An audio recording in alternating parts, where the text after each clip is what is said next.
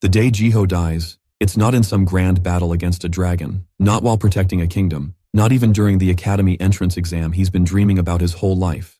He dies in a corridor no one will remember, in a dungeon everyone calls safe. The air inside the beginner's dungeon is damp and metallic, carrying the faint smell of rusted iron and monster blood long since dried. Mana lamps bolted into the stone ceiling flicker with a weak blue light, giving the passage a sickly glow. A line of student candidates move cautiously through the tunnel, wooden shields up, basic staffs and swords clenched in sweaty hands.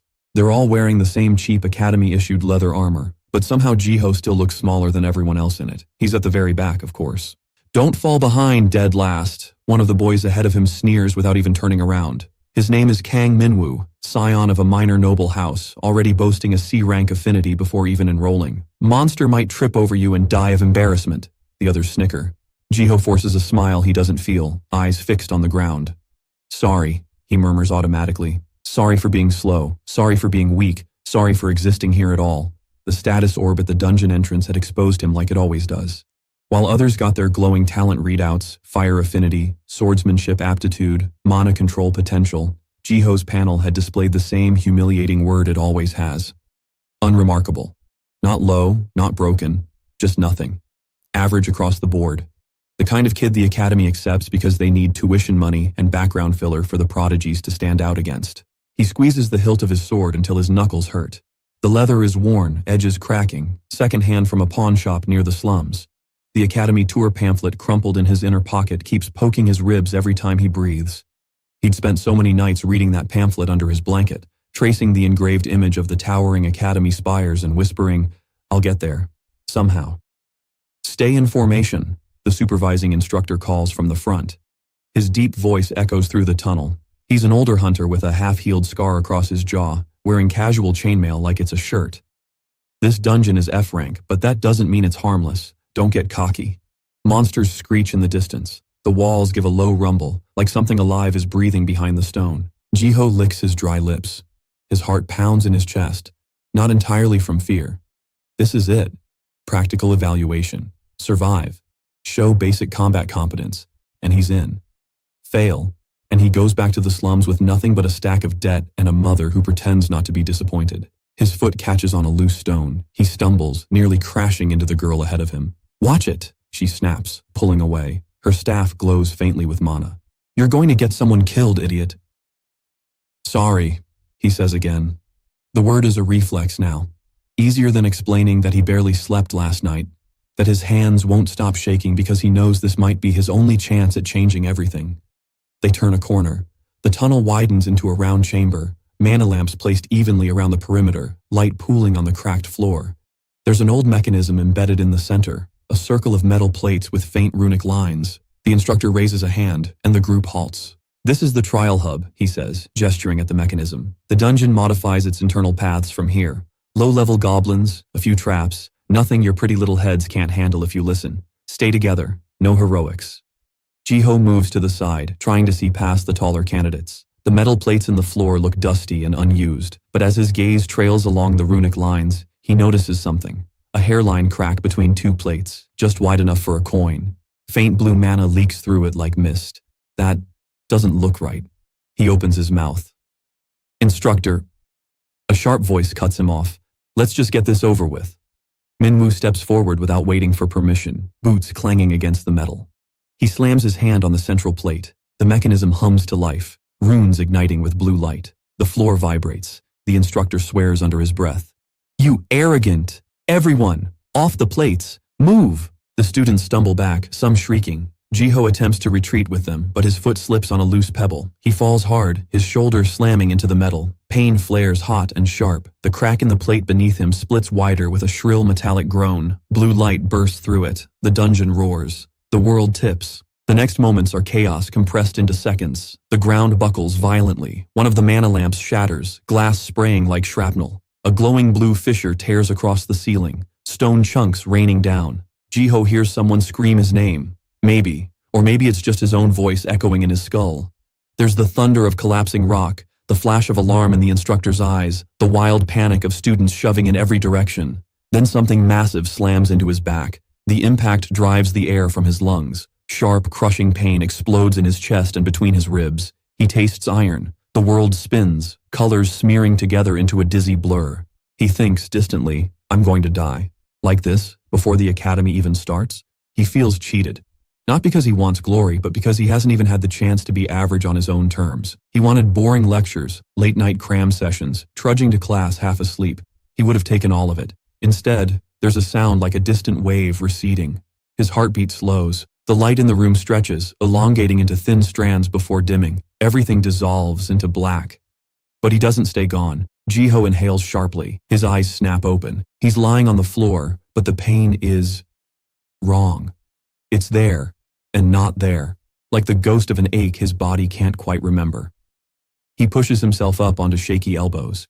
Then he realizes what's wrong with the world. It's quiet. Not the usual dungeon quiet. That's just the absence of voices, broken by the occasional monster shriek or dripping water. This is absolute. No creaking stone, no echoing footsteps, no ragged breathing from terrified classmates. The silence is so complete it buzzes in his ears. Jiho forces himself to sit up fully. His hand brushes the floor. The metal is cold. He looks around. The scene is exactly as he remembers it. Exactly, down to the smallest detail. Stone fragments suspended in midair, each shard hanging like it's hooked on invisible strings.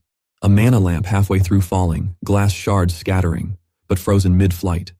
Dust clouds loom in the air, every particle perfectly still, like brown-gray stars in a dead galaxy. His classmates are statues. The girl who yelled at him earlier has her mouth open in a scream she'll never finish, eyes wide with raw fear. A boy to her left is halfway through turning, his cloak locked in mid-swirl. Even the instructor is caught in motion, lunging forward with one arm outstretched, veins bulging in his neck.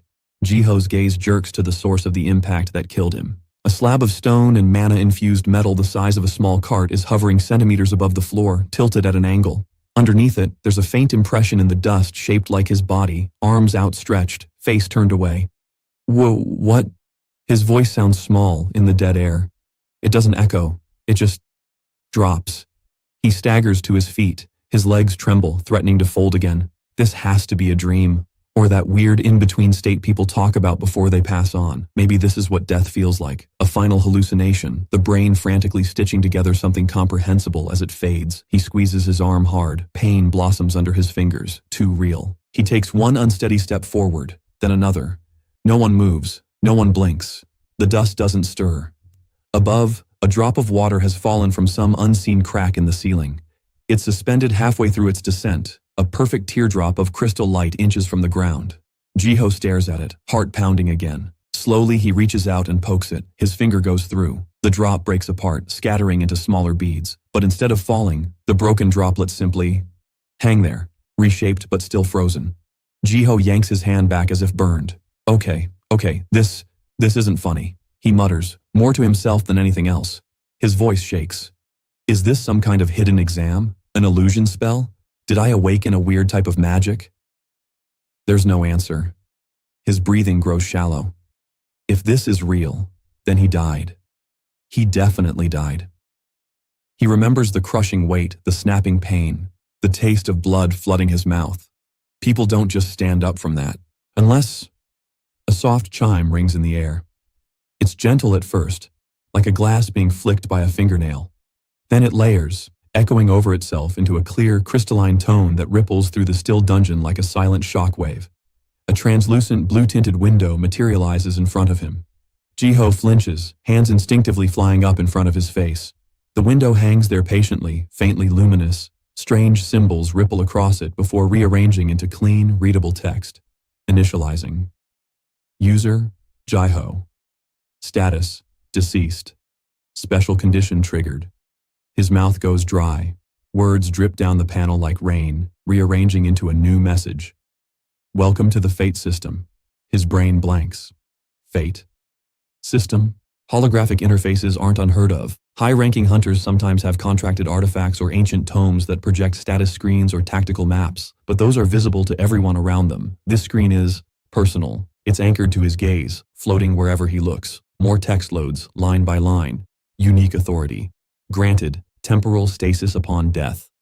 Effect: whenever user dies, the flow of time for the external world halts indefinitely. User retains consciousness and full mobility in stasis world. Additional feature: Fate threads visibility unlocked. Jiho reads the lines twice, Then a third time, his lips moving soundlessly. Whenever I die, time stops, he whispers. It sounds absurd, even as the words leave his mouth, but it matches everything around him with terrifying accuracy. The frozen dust, the suspended water drop, the people locked in mid-scream. He looks down at his hands. They're trembling. They're also very much there. So, I'm dead, he says, voice hollow. But I can move. Another line appears at the bottom of the window, as if in response to his realization. Correction. Biological state reset to pre-fatal baseline within stasis world. External reality remains at moment of death, halted. He stares at that for a long moment. Reset to pre-fatal baseline. So his body is back to how it was before the slab crushed him. But outside of him, the dungeon is frozen at the exact instant of his death. A hysterical laugh bubbles up in his throat. This feels like a video game mechanic glued onto a cruel reality. The text continues to update. Warning. Extended fate manipulation may cause timeline instability. Advisory. Use granted authority with caution. Right, because caution is definitely my priority right now, he mutters weakly. He steps closer to his frozen classmates, drawn by a mix of fascination and numb horror. The nearest boy has a terrified look on his face, pupils blown wide. Jiho waves a hand in front of him. Nothing. No flicker, no recognition. He swallows hard. If time really has stopped everywhere except for him, then what about outside the dungeon, the city, his mother, the academy, the entire continent? Are they all stuck like this too? Paused mid-step or mid-sentence? The thought makes his skin crawl. Fate threads visibility unlocked, he repeats under his breath. What is that? As if triggered by the words, faint light begins to shimmer around the frozen people. At first, it's subtle, a soft glow like distant fireflies. Then it sharpens. Thin glowing strands appear, threads of pale gold and silver and deep blue stretching out from each person's chest, head, and hands.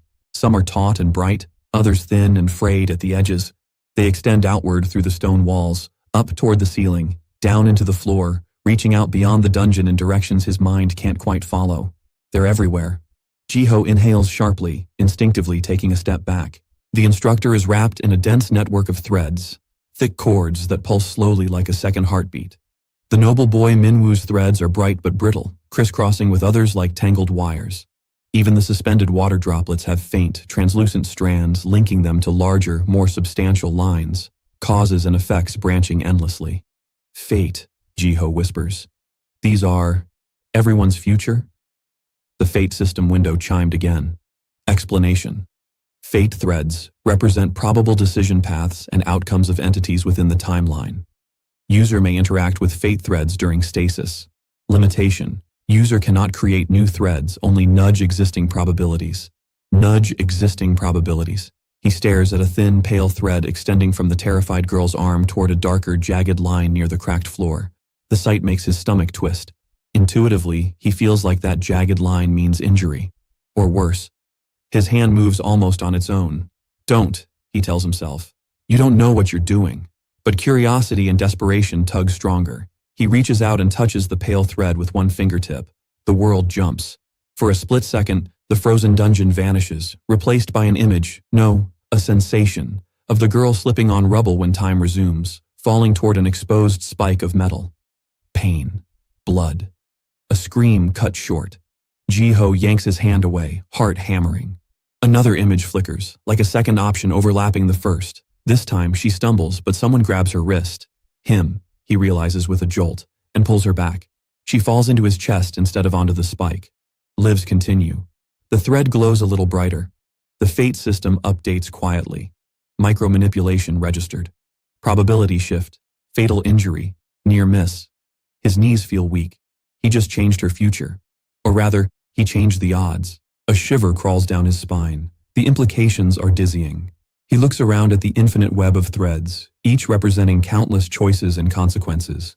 If he dies again, if this power triggers every time, what could he do with it? Fixing one girl's accident is one thing. But what about exams, battles, entire wars? The academy entrance? His chances at finally escaping his dead-end fate?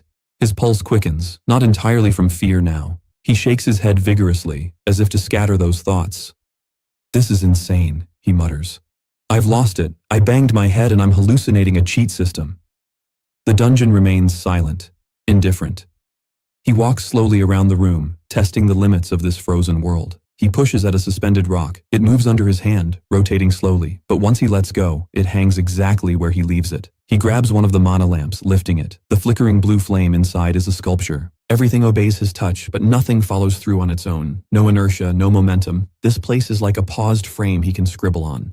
A creeping thought settles in. If he can move freely like this, how far does it go? Tentatively, he jogs toward the tunnel they came from, boots ringing softly on the stone. The sound is real, at least. The mana lamps remain frozen mid-flicker as he passes. He pushes through the motionless doorway, then another.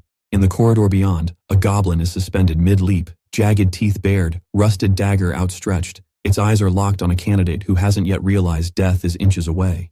Jiho stops in front of it, chest tight. Up close, he can see every crease of the goblin's leathery skin, every drop of drool hanging like a bead of glass from its fangs. A faint lattice of threads surrounds it too, though fewer than humans. He carefully nudges its arm aside, shifting the trajectory of the frozen dagger.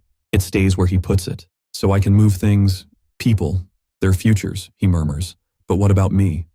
The question hangs heavy. The fate system window floats back into his view, unprompted. Stasis world duration, indefinite until user selects an option. Available options. 1. Rewind. Return to designated point in personal timeline prior to death. Memory retention, 100%. 2. Observe. Remain in stasis world. No external time progression. 3. Terminate. Accept final death. System shuts down. Timeline resumes without user. Jiho's throat tightens at the third option. There's something brutally matter-of-fact about it. Terminate. He stares a little too long. Not yet, he whispers. His eyes shift to the first option. Rewind. Return to before his death. Keep his memories. Change things. That's what it promises. It sounds like something lifted from the games he used to pirate in dingy net cafes, except the stakes aren't losing progress in a save file, they're losing his life. And yet somehow he's already past that. He died, and now he's being offered a do-over.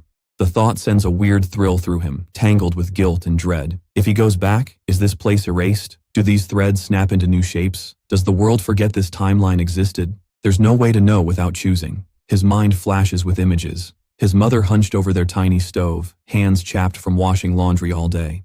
The Academy brochure's glossy, impossible promises.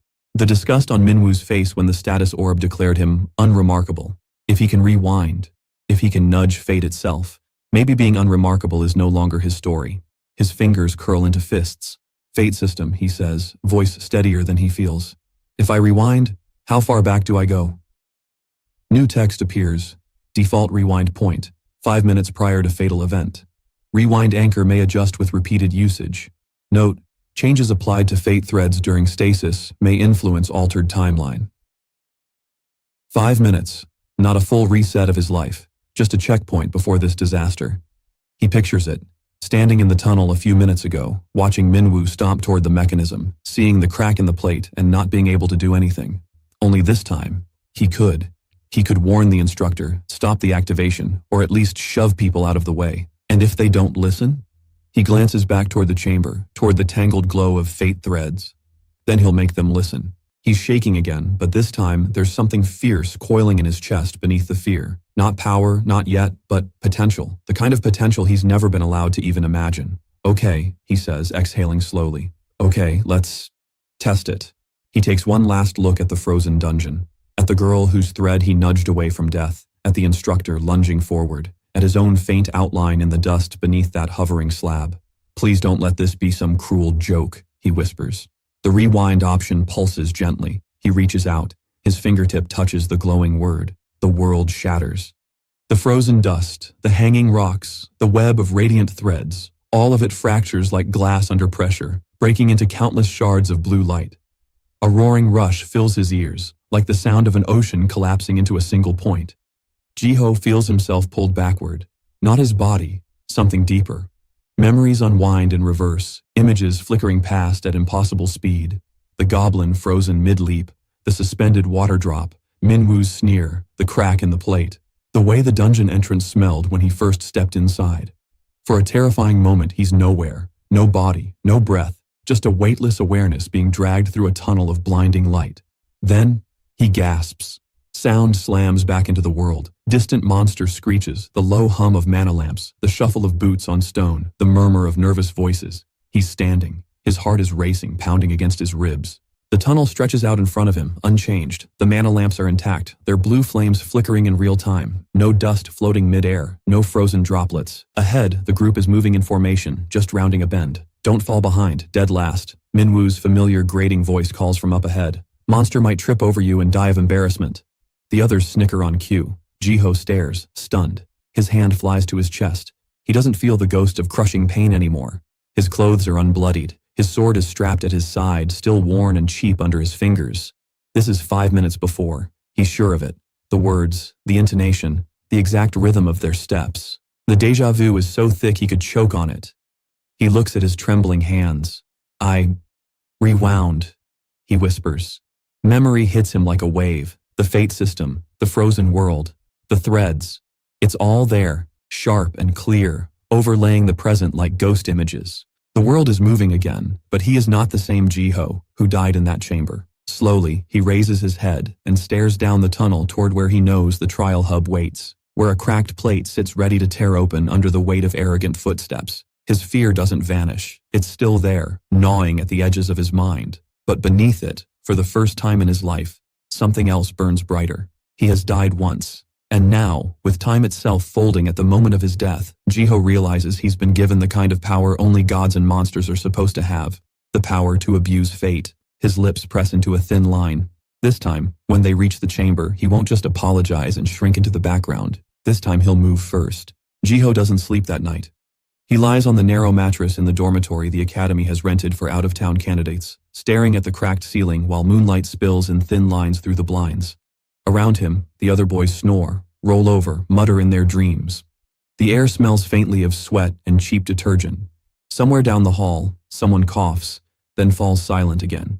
Every time Jiho closes his eyes, he's back in that frozen dungeon. The dust hanging like stars. The stone slab hovering inches above where his corpse should have been. Threads of light weaving around people's bodies, stretching out into infinity. The calm, cold text floating in front of him. Status: deceased. He turns onto his side and presses the heel of his hand against his chest, feeling his heart thudding fast and alive.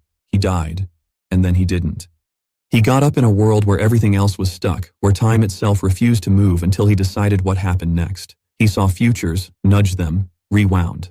And now, here he is, breathing, sweating, listening to Minwoo snore like a dying boar in the bunk above him. Part of him keeps waiting to wake up properly, to find out this has all been some stress-induced hallucination.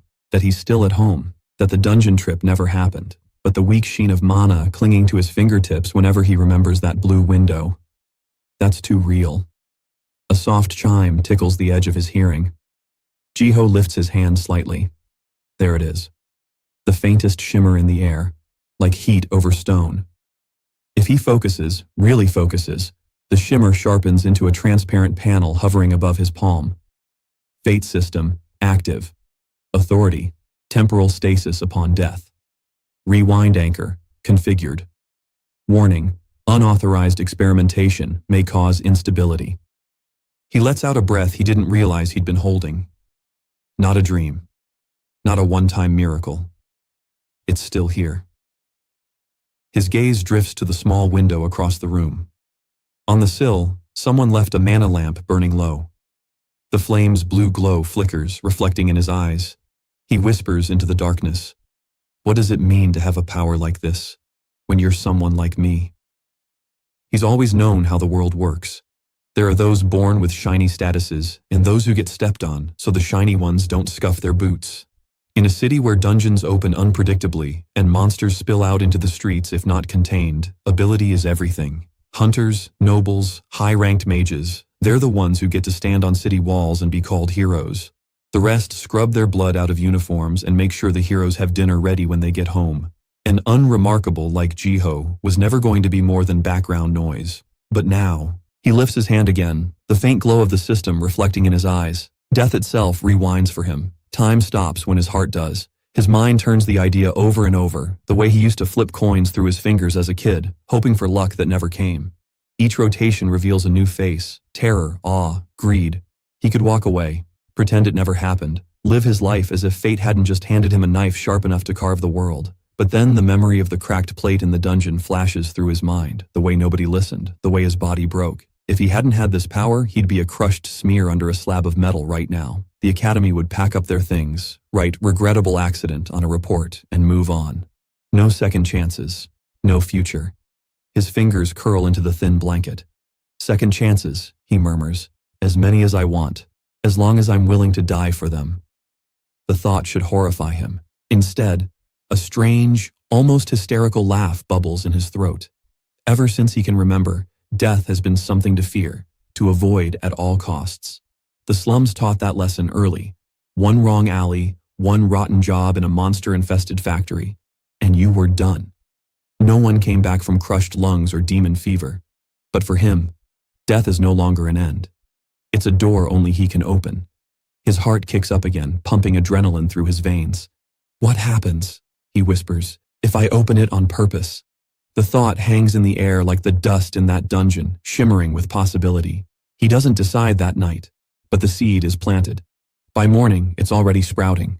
The next day dawns gray and humid, clouds hanging low over the city's jagged skyline. Mana exhaust from hunters' carriages leaves faint trails in the air like wispy scars. Jiho stands in line with other candidates outside the Academy's secondary campus, where pre-exam orientation and basic evaluations are being conducted. The main academy, with its towering spires and crystal windows, rises in the distance like a monarch watching over peasants. Only those who pass the entrance exams will get to walk those polished halls. "Form up by rank. Names called in order," an assistant instructor yells, holding a clipboard glowing faintly with a recording spell. Students shuffle into groups, noble kids with immaculate uniforms and practiced confidence, middle-class hopefuls with decent equipment and nervous smiles, scholarship kids with patched armor and eyes that shift between hope and desperation. Jiho lingers at the edge of the lowest group. His status orb reading still burned on the notice board this morning. Mana affinity, low. Physical aptitude, moderate. Skill potential, unremarkable. The word feels like a brand on his forehead. He gets a few pitying glances, more than a few sneers. Minwoo spots him and smirks. "Still here dead last?" he drawls, sauntering closer. "Thought you'd run home after almost getting us all killed yesterday." Jiho's jaw tightens. "I tried to warn—" "Save it," Minwoo cuts in, clapping a hand on Jiho's shoulder with unnecessary force. "Just don't do anything stupid today. I don't want your tragic death story ruining the mood before exams." Tragic death story. If only you knew. Jiho forces himself to smile, letting the comment slide off his back. At least for now, because under the surface, something in him is coiling tighter and tighter. As groups are called in for their basic mana and reflex tests, his thoughts keep circling back to the same point. He needs data. The fate system had been clear. His authority triggers when he dies. The stasis world appears. He can move, touch threads, read futures. But yesterday, he was too overwhelmed to really test the limits. If he's going to survive the academy, if he's going to claw his way out of the gutter the world has shoved him into, he can't afford to be overwhelmed anymore. He has to understand this power, which means he has to use it, deliberately. The idea makes his stomach flip. Who willingly walks toward their own death? Apparently he does. The opportunity comes sooner than he expects. After the evaluations, candidates are given a few hours of free time before curfew. Some explore the city. Others brag in the cafeteria, comparing their mana scores like trophies. A handful of overachievers lock themselves in practice rooms, drilling basic spells until their mana reserves burn. Jiho finds himself wandering toward the outskirts of the campus, where the older practice fields give way to a small, fenced-off training dungeon. It's nothing like the yawning chasm of the beginner's dungeon he visited yesterday. This one is more like a wound in the earth, a controlled rift, its surface shimmering faintly with captive mana. Low growls echo from within, but they're distant. Muted. Mana suppressors and barrier runes are carved all around the entrance. A sign hangs on the fence. Training Dungeon. Level F. Authorized solo practice only. Supervision required for unranked candidates. Jiho glances around. No instructors. Most students are lounging in the shade or crowding around the snack carts. No one is paying attention to the quiet corner of the field where the training dungeon hums. His heart begins to race. "This is insane," he mutters. Then again, so is he. He ducks under the fence, careful not to snag his clothes, and approaches the rift. Up close, the surface looks like rippling glass, distorting the practice field behind it into blurred streaks. He touches it. Cold, damp pressure closes around his hand, then his arm, then his entire body as he steps through. For a moment, there's no up or down, no sense of direction, just mana curling around him like a heavy fog. Then his feet hit solid ground. The inside of the training dungeon is unimpressive. The air is stale and damp. The ceiling is low. Mana lamps glow at regular intervals along rough stone walls. A faint trail of slime glistens across the floor, sign of low-level monsters. Slime types. Jiho breathes. Perfect. Slimes are the absolute bottom of the dungeon food chain. They're annoying, sticky, and capable of dissolving unprotected skin if you're careless, but they're slow, predictable. The Academy uses them as moving targets for kids who don't know which end of a sword goes where. If he's going to test what happens when he dies, better to start here than under a collapsing ceiling. He walks a short distance in, making sure he can still see the faint glow of the entrance behind him. His palms are sweaty. His throat is dry. Okay, he whispers to himself. Let's think like a gamer. He used to watch high-level raid videos in net cafes, eyes glued to the screen as teams of coordinated hunters took down monsters 10 times their size. Those players didn't charge in blind. They tested mechanics, triggered traps deliberately, learned patterns, even if it meant dying a few times. This is the same, except he's the only player, and if he messes up, there's no healer to drag him back. A wet squelch echoes from ahead. Jiho looks up. A translucent greenish blob oozes into view around the corner, leaving a faint sizzling trail wherever it goes. Its core, a faintly glowing marble, floats in the center of its squishy body. The slime jiggles as it moves, almost comical. Jiho swallows. He draws the cheap sword the Academy lent him. The blade is dull at the edges, but slimes don't need sharp steel, just disruption of their core. He could fight it. Instead, he takes a deep breath and does the opposite. He walks straight toward it and stands still. The slime halts, as if confused. Then, sensing warmth and mana, it quivers with instinctive hunger and surges forward faster, body stretching and expanding. Jiho's instincts scream at him to run. He doesn't. Don't flinch, he mutters, voice trembling. This is the test. You need to know. The slime slams into his legs, cold and wet, then immediately climbs, engulfing his waist, his chest. His armor slows the burn for a moment, but then he feels it. Sharp, stinging pain where the slime finds gaps, gnawing at his exposed skin like acid. He gasps, dropping his sword. His muscles seize. The pain is white-hot, dizzying. He coughs as the slime tries to envelop his face, cool membrane closing over his nose and mouth. I can't breathe. His lungs scream for air. His vision narrows, darkening at the edges. The last thing he sees is the faint glow of the slime's core pulsing calmly inches from his nose. Then, the world cuts. Silence. Weightlessness. Then the familiar chiming note, clear and crystalline, like someone striking glass in an empty hall. He inhales sharply. No pain. The slime is frozen around him like a translucent coffin, every bubble in its body suspended mid-ripple. Its core, a marble of light, hangs motionless an inch from his forehead. He can breathe again. Somehow the slime's suffocating pressure is gone, even though its body still encases him. He looks down.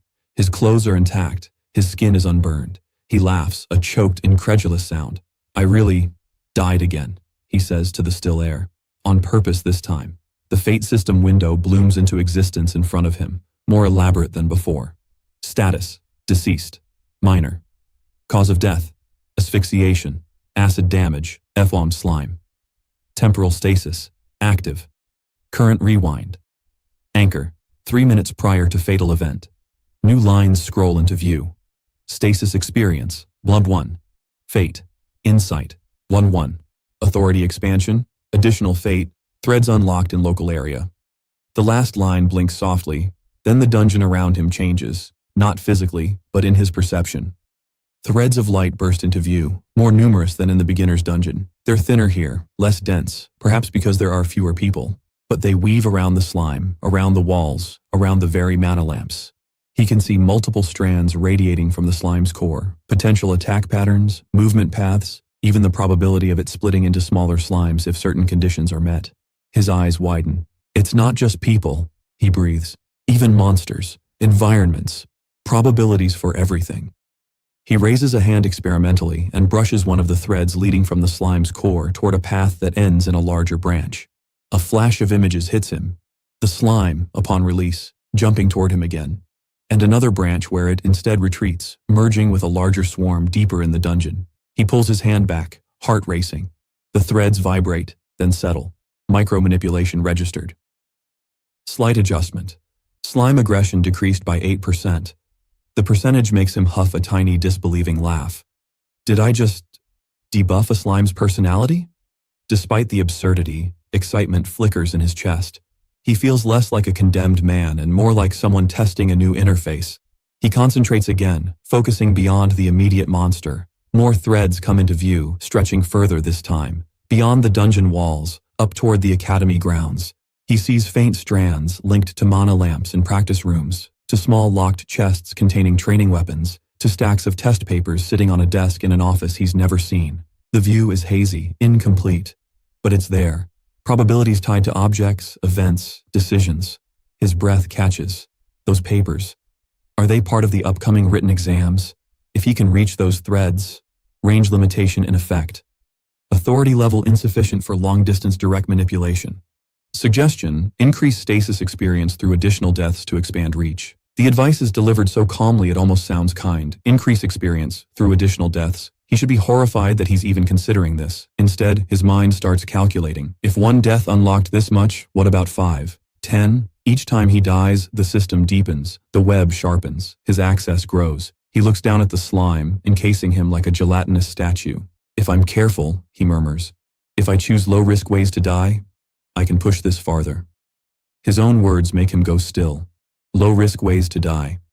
He's planning his own deaths like a training regimen. A small, brittle laugh escapes him. Jiho, you're insane, he tells himself.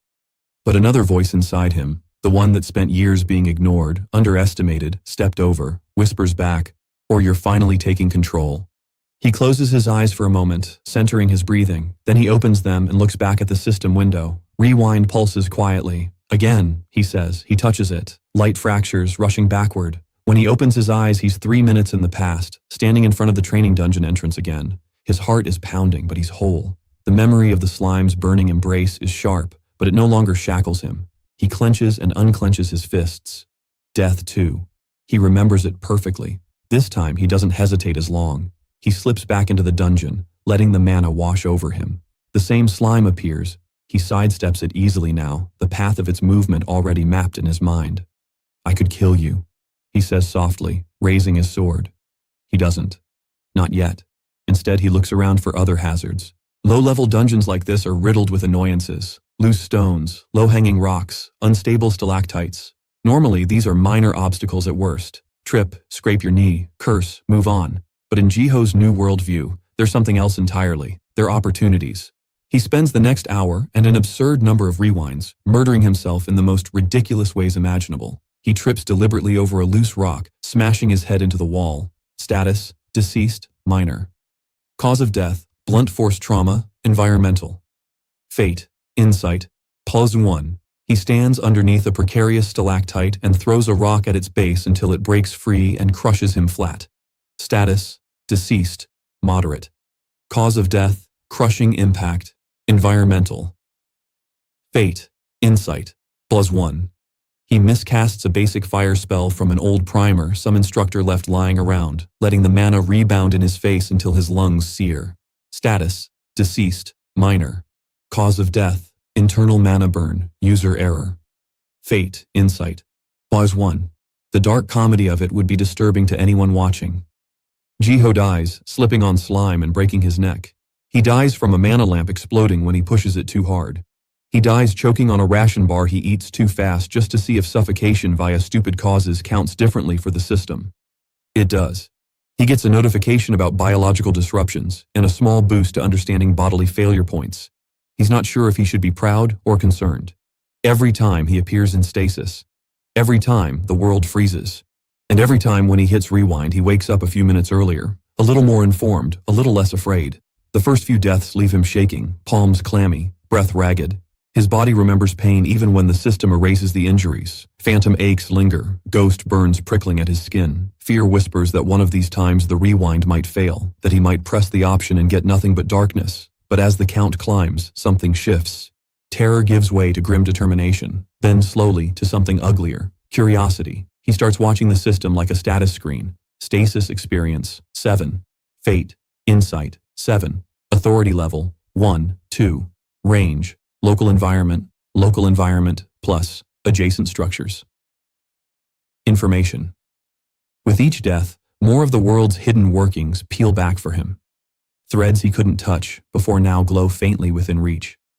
At authority level 2, he can brush against the faint strands connected to items beyond the dungeon, training weapons in the armory, practice schedules pinned to bulletin boards, even a stray stack of ungraded assignments in a classroom. He hasn't reached the exam papers yet, but he can see the threads leading toward them, like a path through fog. He tracks everything. How long stasis lasts before he chooses to act, how many threads he can manipulate before feeling a mental strain, a pounding headache that warns him not to push further. How far he can walk from his point of death before the system begins gently insisting he choose an option. He's treating his life like a resource, someone might say, watching from outside, and they'd be right. After his 12th death, Jiho sits on a rock inside the paused dungeon, head bowed, fingers pressed to his temples. The slime in front of him is frozen mid-ooze, a droplet stretched between floor and ceiling like a strand of glass. His heart is hammering, but not from fear anymore. It's the sick thrill of progress. Stasis experience, 12. Fate insight, 12. Authority level, 2. Range, expanded. New feature unlocked, fate marking. He opens the new submenu with a shaky breath. Fate marking, allow user to tag specific entities or events within the timeline for easier identification and manipulation during future stasis states. Limit, 3 marks at current authority level.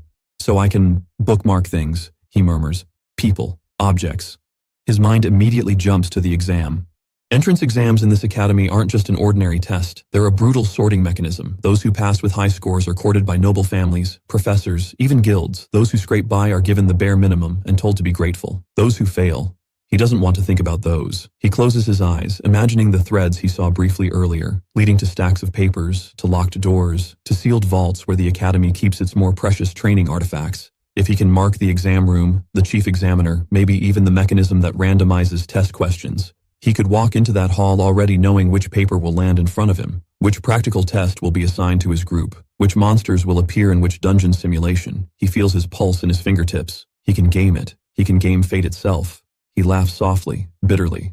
In a world where nobles pay tutors to leak exam structures and bribe supervisors to look the other way, is this really more unfair than what they do?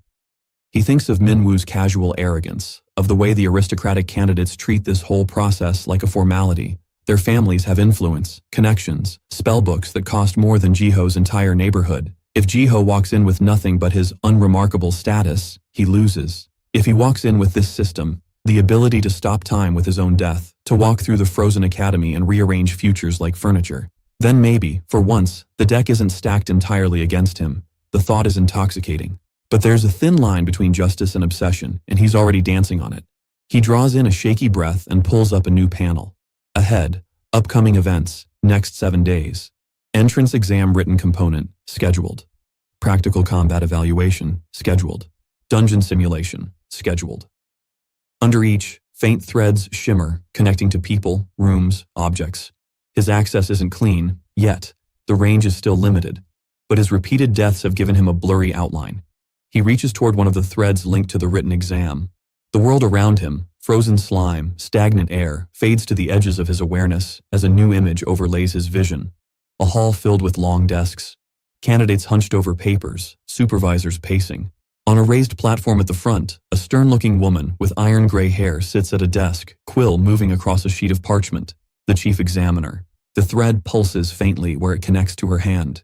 Jiho's finger hovers just above it. If he marks her now. Warning, marking entities directly tied to large-scale events may draw system attention. Proceed. YN. System attention. He remembers the warning from his first stasis. User flagged for fate abuse. Observation escalated. Entities in cloaks searching the frozen world. He hasn't seen them yet here. Not in these small, controlled deaths. Maybe his actions are too minor, too localized. Maybe they're watching and simply not revealing themselves. His hand shakes. One part of him whispers that he should back off, live a quiet life, use the power only to avoid accidents, not to bend major events. The louder part, the one that spent years hungry and ignored, reminds him that quiet life has never been an option he could afford. He swallows, his fingertip drops, the thread flares. Fate mark 13, set, chief examiner, written component. A soft pulse lances through his mind, like a new neuron connecting. He lets out a breath he didn't realize he'd been holding. First mark, he whispers. The person who writes the questions. He pulls back, vision snapping back to the training dungeon. The slime is still there, motionless. The air is still stale. But something in him has shifted. He knows now that he can reach into the heart of the exam itself. He spends the rest of the stasis carefully marking two more things: the exam hall itself, its physical layout, its doors, its windows, and a sealed vault in the bowels of the academy where he senses threads of monsters and simulation gems coiling together. Fate Mark 2 to 3. Set, entrance exam hall, Site A. Fate Mark 3-3. Set, simulation vault, practical evaluation. By the time he finishes, his head is pounding. A faint nausea coils in his gut. The system flashes a gentle warning. Mental strain at 82%. Recommendation: terminate current stasis or rewind to reduce cognitive fatigue. He rubs his temples. Fine, he mutters. I've seen enough this run. His finger drifts toward rewind, then pauses. He realizes with a strange jolt that he's starting to treat these frozen interludes as separate runs, attempts, tries, like a player reloading a save file. He should be disturbed by how natural that mindset is becoming. Instead, he only feels a cold, precise focus. Rewind, he says. The world collapses and reforms. He wakes up just outside the dungeon again, standing in the shadow of the fence, the hum of the rift in front of him. The sun has barely shifted overhead. In the external world, almost no time has passed. Internally, he feels like he's spent hours. He walks back to the dormitory that evening with sore legs and an aching head, but his steps are lighter than they've ever been. He knows now. He can die a dozen times in the space of a single afternoon and come back to the world with no one the wiser. Days pass.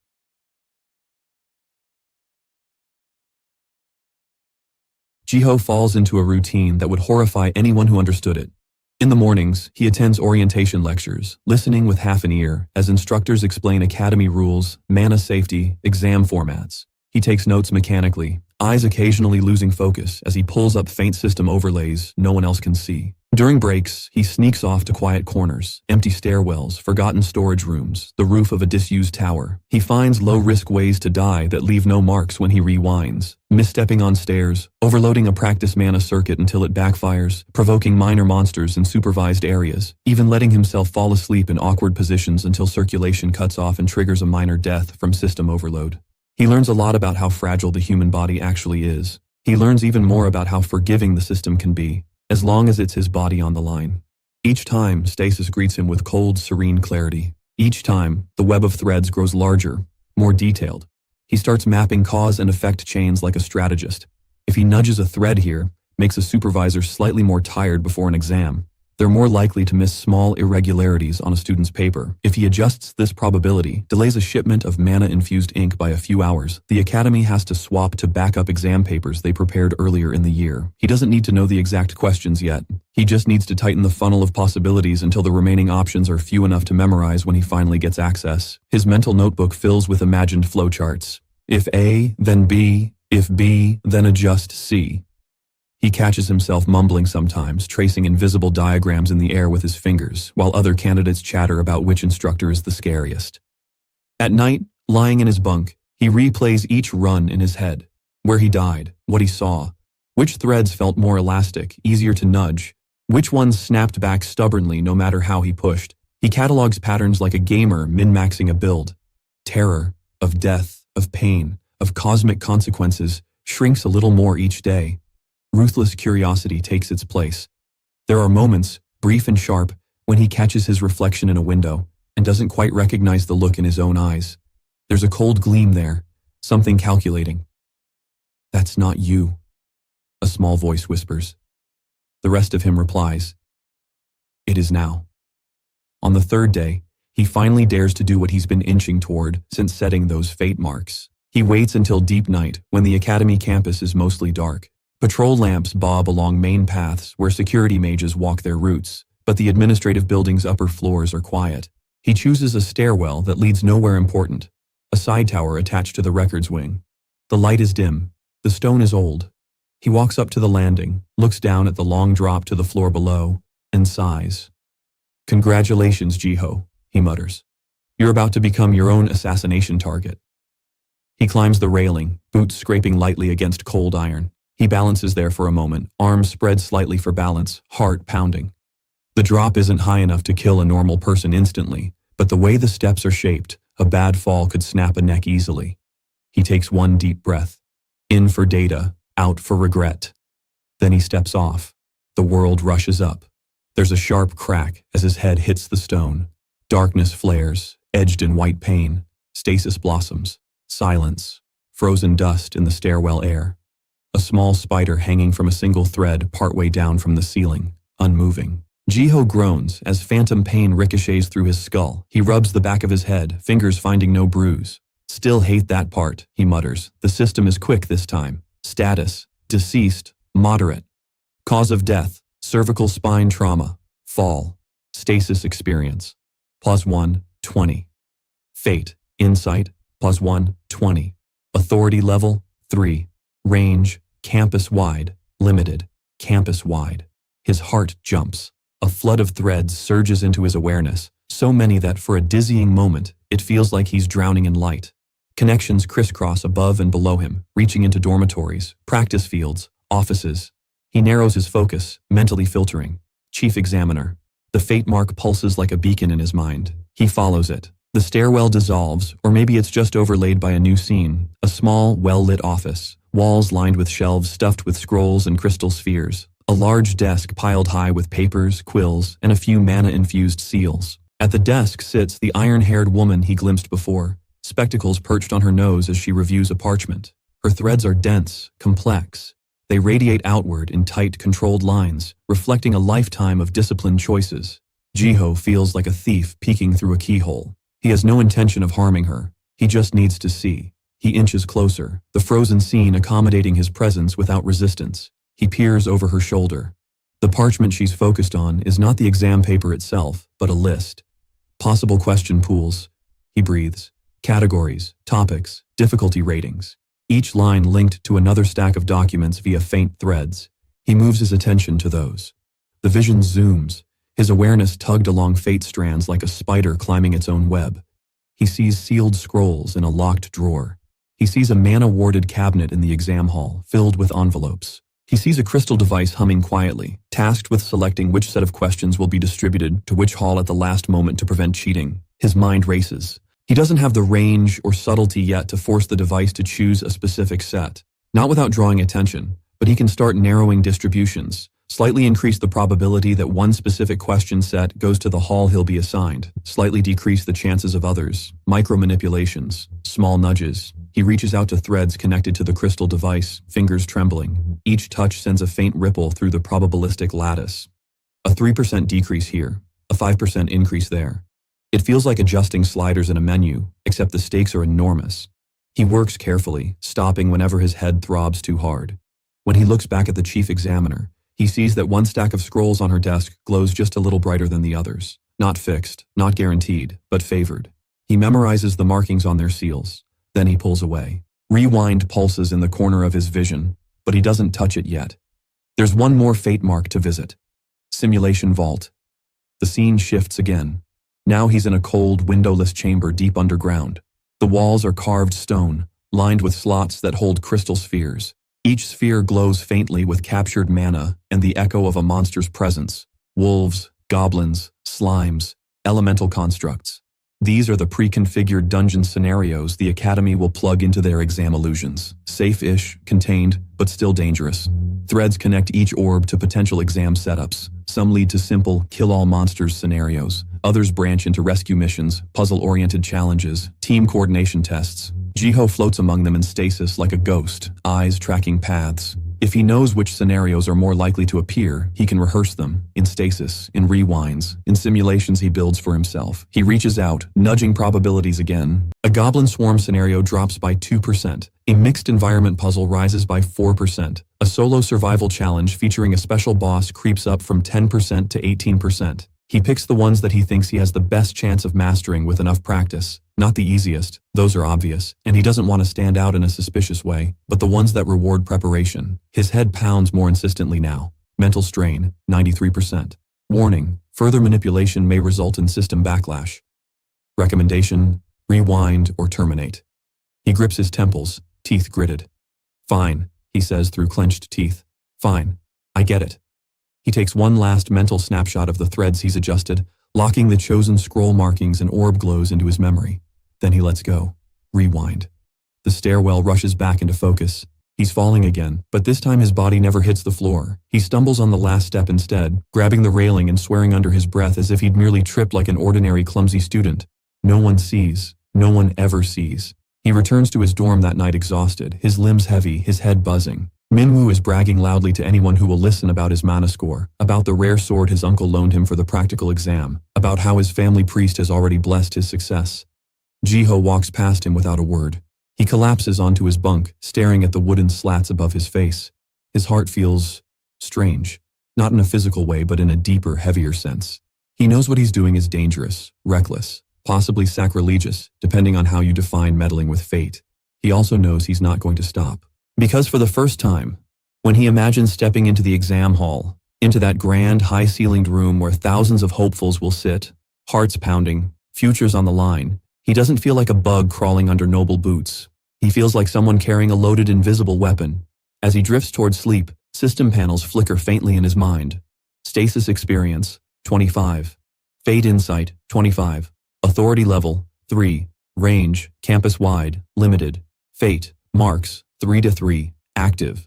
User mental adaptation, ongoing. His last conscious thought before darkness takes him is simple, sharp, and utterly unlike the boy he used to be.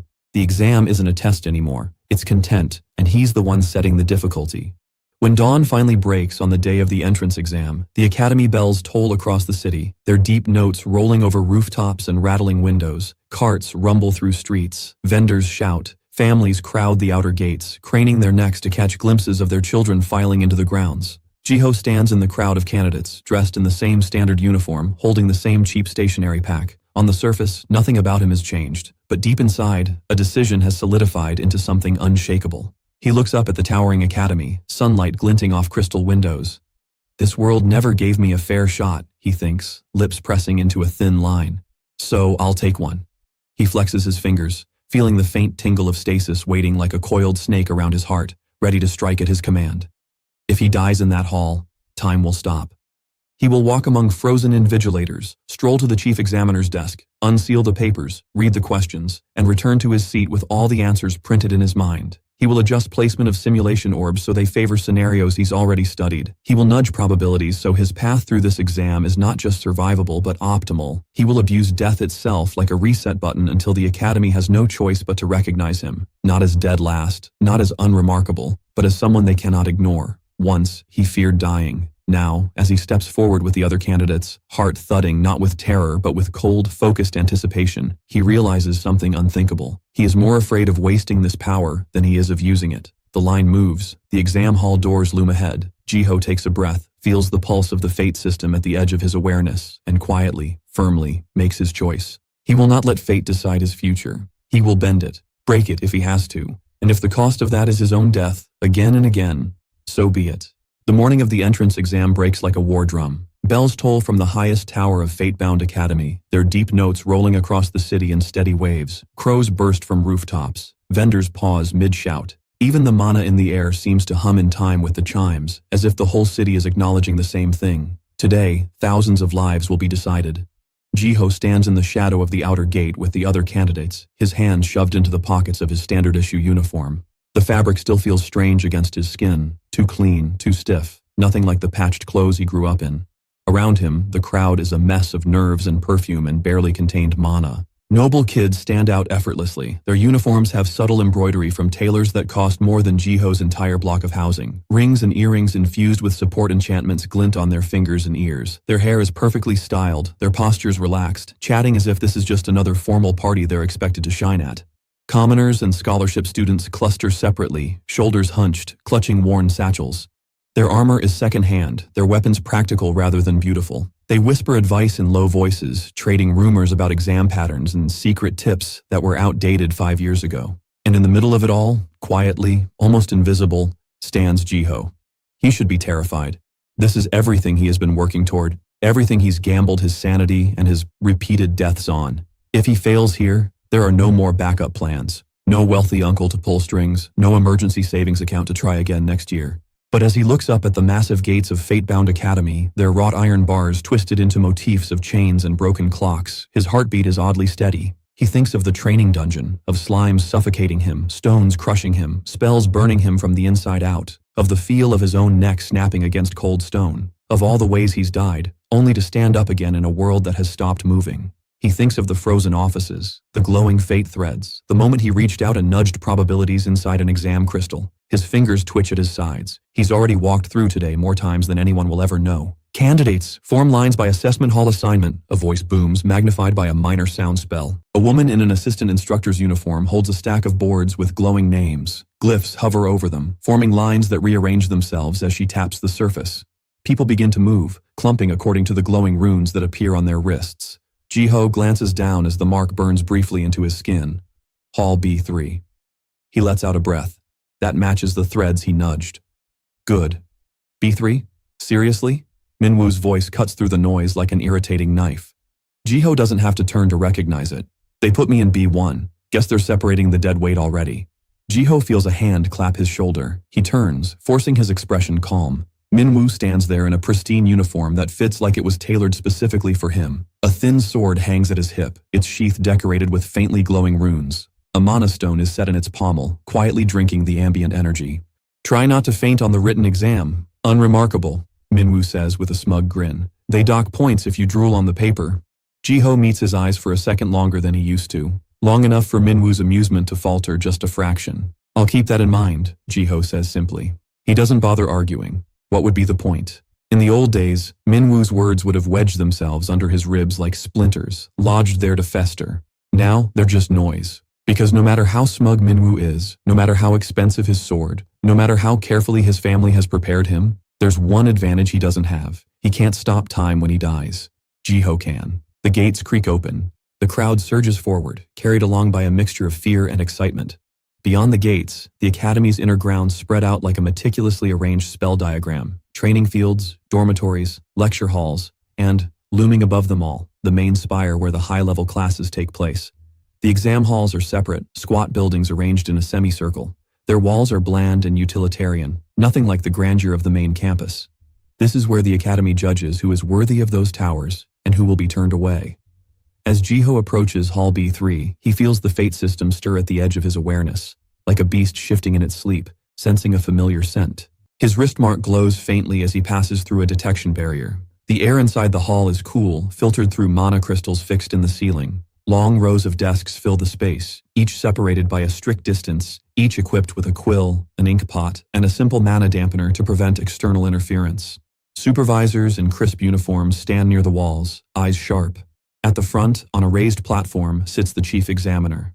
Jiho feels a small jolt in his chest. He recognizes her from stasis, the iron-gray hair, the stern mouth, the spectacles. Around her, threads are denser than anyone else's, branching out into hundreds of possible outcomes. She doesn't see him. Her attention is on the stack of scrolls in front of her, each sealed with wax, imprinted with the Academy's emblem. Those scrolls are the reason Jiho spent half the week dying in quiet stairwells and abandoned practice rooms. He takes his seat at the far right of the third row. It's where his name glyph directs him. He tested this placement in stasis too. Angle to the windows, line of sight to the supervisors, proximity to exits. Everything is exactly where it should be. Candidates file in, the air thickening with anxiety. Someone to his left mutters a prayer to one of the old patron deities of knowledge, fingers tracing a symbol over their heart. Another boy taps his quill against the desk, too fast, betraying his nerves. The chief examiner stands, her chair scraping softly. A hush falls. "Welcome, candidates," she says, voice clear and clipped. "The written component of your entrance exam will test your understanding of mana theory, monster ecology, spell structure, and battlefield judgment. Cheating will result in immediate disqualification and potential blacklisting from future attempts." Jiho almost snorts, if only she knew. "You will have 2 hours, she continues. "Your mana signatures are currently being recorded. Any irregular spike will be noted. Begin when the bell sounds." She gestures. Supervisors start down the aisles, placing sealed scrolls face down on each desk. Jiho watches them like a predator tracking prey. He knows those seals. It took him 14 deaths to memorize every slight variation in wax color, every micro crack in each stamp. The scrolls being placed in this hall match the set he nudged in stasis. He feels tension ease out of his shoulders, just a little. The bell rings. "Begin." Hands move in unison, breaking seals, unrolling paper. Jiho breaks his. His breath fogs the air for a heartbeat as dozens of candidates inhale sharply at once, the sound like a tidal wave. Then the scratching of quills fills the hall. Lines of text unfurl in front of him. Mana networks, theoretical trap formations, diagrams of monster organs with blank labels. His eyes flick from question to question. A strange feeling washes over him. He knows these. He doesn't mean in the sense that he's studied textbooks for months. He means he's seen these exact questions, frozen in time, in the examiner's office, the ink still drying, during one of his deaths. His heart gives a small, exhilarated kick. Third page, question 4. In the event of an unexpected mana surge in a low-ranked dungeon, detail 3 immediate measures to prevent a potential rift expansion. He remembers this one clearly. He'd read it in stasis while the examiner's quill hovered above another sheet, half-written word hanging motionless in the air. He grips his quill. First, reinforce existing anchor seals using available mana crystals. Second, evacuate all non-essential personnel to beyond the secondary barrier line. Third, his hand moves. Explanations pour out. It's not that the answers magically appeared in his mind. He still has to understand them. But his week of ghost walking through the academy has given him something most commoners never get, a curated list of what matters. Which topics the academy prioritizes. Which obscure spell interactions they consider basic knowledge. Which trick questions they like to use to catch kids who only memorized formulas without understanding context. He writes, his mind eerily calm. There's no thrumming panic like the exams he took back in normal school. No frantic flipping through mental pages of badly memorized facts. He's already seen the battlefield. Now he's just executing a plan. At the half-hour mark, someone at the back raises their hand, whispering urgently to a supervisor. Their quill is leaking ink all over their paper. The supervisor tuts, swapping it for a new one, scowling at the mess. Jiho glances that way briefly. A faint glow flickers at the edge of his vision. He resists the urge to smile. He remembers the stasis run where he spent 10 minutes walking through this very hall, dipping a single quill tip in a slightly flawed ink pot, just enough to create a bubble of thickened ink. It wasn't targeted. He's not cruel enough to pick one random kid to suffer. But introducing a small chaos element? That's fair in his mind. The exam isn't kind. Why should he be? He keeps writing. As he moves into the later questions, the difficulty ramps up. Hypothetical scenarios where he has to decide whether to prioritize rescuing civilians or closing a breach. Situations where using a particular spell might save his team but destabilize the terrain. He answers with a clarity that would have surprised the old Jiho. Because he's not just regurgitating what the academy wants to hear. He's incorporating what he's seen in the fate threads. He knows which decisions lead to survivable futures more often than not. Which choices seem heroic but end in dead ends. He does not always pick the safe answer. He picks the optimal one. By the time the bell rings, he's filled every line, margin notes squeezing into the edges and a few responses where he needed more space. His hand aches pleasantly. Pens down, the chief examiner calls. Scrolls rolled and sealed. Supervisors will collect them. For a moment, Jiho's stomach flips. This is the point in any exam where doubt creeps in. Did he misunderstand a question? Did he fall for a trap? Did he overthink something obvious? But as scrolls are collected and stacked with neat efficiency, the fate system remains quiet. No warnings. No ominous flickers. He exhales slowly. One front cleared. Now comes the part where he has to die. A lot. The practical exams are held in the southern section of the campus. A huge arena sprawls there, layered in concentric rings like the inside of a giant spell circle. Students file toward assigned gates, clutching weapons and nervously adjusting armor straps. Above, stands are packed with observers. Teachers, upper-year students, a few nobles with the right connections. They watch like vultures, waiting to see which of the chicks can fly and which will splatter against the ground. Jiho stands in the line for Group C, fingers resting lightly on the hilt of his sword. The metal is still cheap, but it's become familiar in his grip, molded to his repeated practice. Practical evaluation, Group C, a voice booms. Dungeon simulation, team-based objective. The huge central platform of the arena shimmers. Mana crystals embedded in its surface flare to life, projecting a three-dimensional illusion that collapses downward, forming walls and corridors, flickering into the semblance of a dungeon. Illusion, but not harmless. The mana constructs they use here can bruise, cut, and even break bones if you're careless. The monsters might dissolve into light when defeated, but their attacks are real enough. Jiho's mind flashes back to the simulation orbs in the underground vault. To the specific set he nudged up in probability. He squints at the forming layout. The first time he sees it live, his breath catches. There it is. A branching tunnel system with 3 choke points, an elevated chamber with unstable platforms, and a central room where a mana crystal core pulses atop a pedestal. Team-based objective. Protect the core while neutralizing threats and securing 3 control runes scattered throughout. He's already died in this dungeon 5 times, just not here, not in front of an audience. Remember, a supervisor says, floating slightly above them on a small glyph platform, voice projected. Teamwork is critical. You will be assessed both individually and as a unit. Reckless solo heroics that endanger the team will be penalized. A few nobles smirk. They say teamwork, but everyone knows examiners always pay more attention to the one shining star than to the people holding the shield in the back.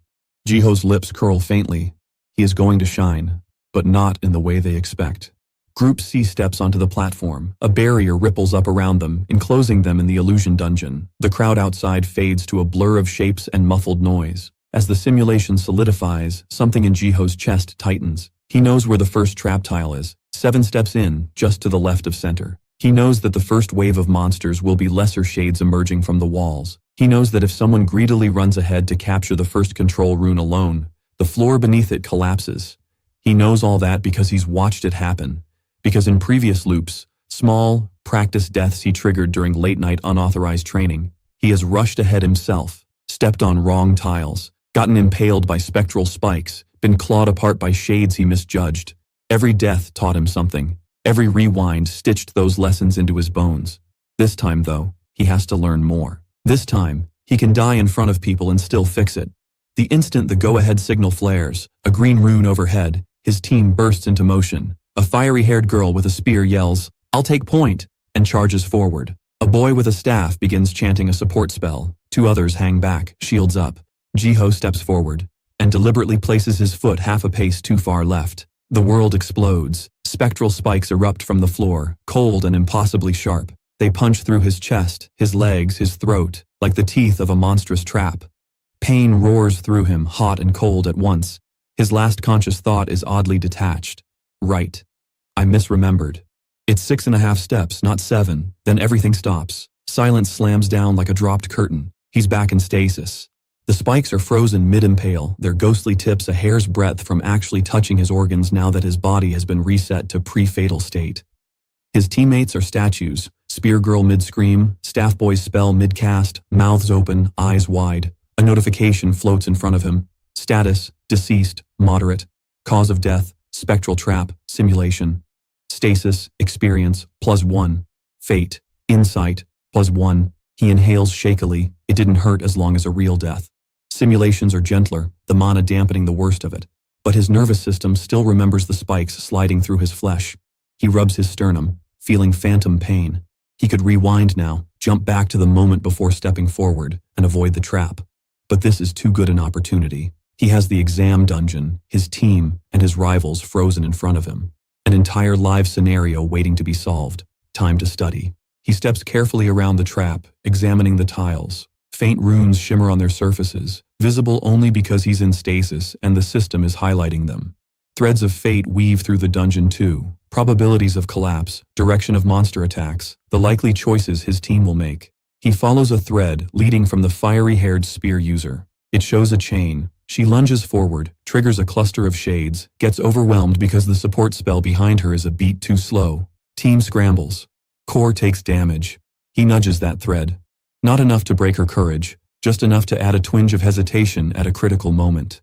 A subconscious urge to glance down, to check tiles before leaping. The fate system notes it calmly. Micro-manipulation registered. Risk factor for ally entity, 12%. He moves on. There it is. A branching tunnel system with 3 choke points, an elevated chamber with unstable platforms, and a central room where a mana crystal core pulses atop a pedestal. Team-based objective: protect the core while neutralizing threats and securing 3 control runes scattered throughout. He's already died in this dungeon 5 times. Just not here. Not in front of an audience. Remember, a supervisor says, floating slightly above them on a small glyph platform, voice projected. Teamwork is critical. You will be assessed both individually and as a unit. Reckless solo heroics that endanger the team will be penalized. A few nobles smirk. They say teamwork, but everyone knows examiners always pay more attention to the one shining star than to the people holding the shield in the back. Jiho's lips curl faintly. He is going to shine, but not in the way they expect. Group C steps onto the platform. A barrier ripples up around them, enclosing them in the illusion dungeon. The crowd outside fades to a blur of shapes and muffled noise. As the simulation solidifies, something in Jiho's chest tightens. He knows where the first trap tile is. 7 steps in, just to the left of center. He knows that the first wave of monsters will be lesser shades emerging from the walls. He knows that if someone greedily runs ahead to capture the first control rune alone, the floor beneath it collapses. He knows all that because he's watched it happen. Because in previous loops, small, practice deaths he triggered during late-night unauthorized training, he has rushed ahead himself, stepped on wrong tiles, gotten impaled by spectral spikes, been clawed apart by shades he misjudged. Every death taught him something. Every rewind stitched those lessons into his bones. This time, though, he has to learn more. This time, he can die in front of people and still fix it. The instant the go-ahead signal flares, a green rune overhead, his team bursts into motion.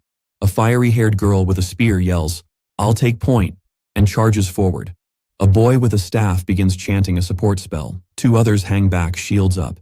Jiho steps forward and deliberately places his foot half a pace too far left. The world explodes. Spectral spikes erupt from the floor, cold and impossibly sharp. They punch through his chest, his legs, his throat, like the teeth of a monstrous trap. Pain roars through him, hot and cold at once. His last conscious thought is oddly detached. Right, I misremembered. It's 6.5 steps, not 7. Then everything stops. Silence slams down like a dropped curtain. He's back in stasis. The spikes are frozen mid-impale, their ghostly tips a hair's breadth from actually touching his organs now that his body has been reset to pre-fatal state. His teammates are statues. Speargirl mid-scream, Staff Boy's spell mid-cast, mouths open, eyes wide. A notification floats in front of him. Status, deceased, moderate. Cause of death, spectral trap, simulation. Stasis experience, on 1. Fate, insight, on 1. He inhales shakily.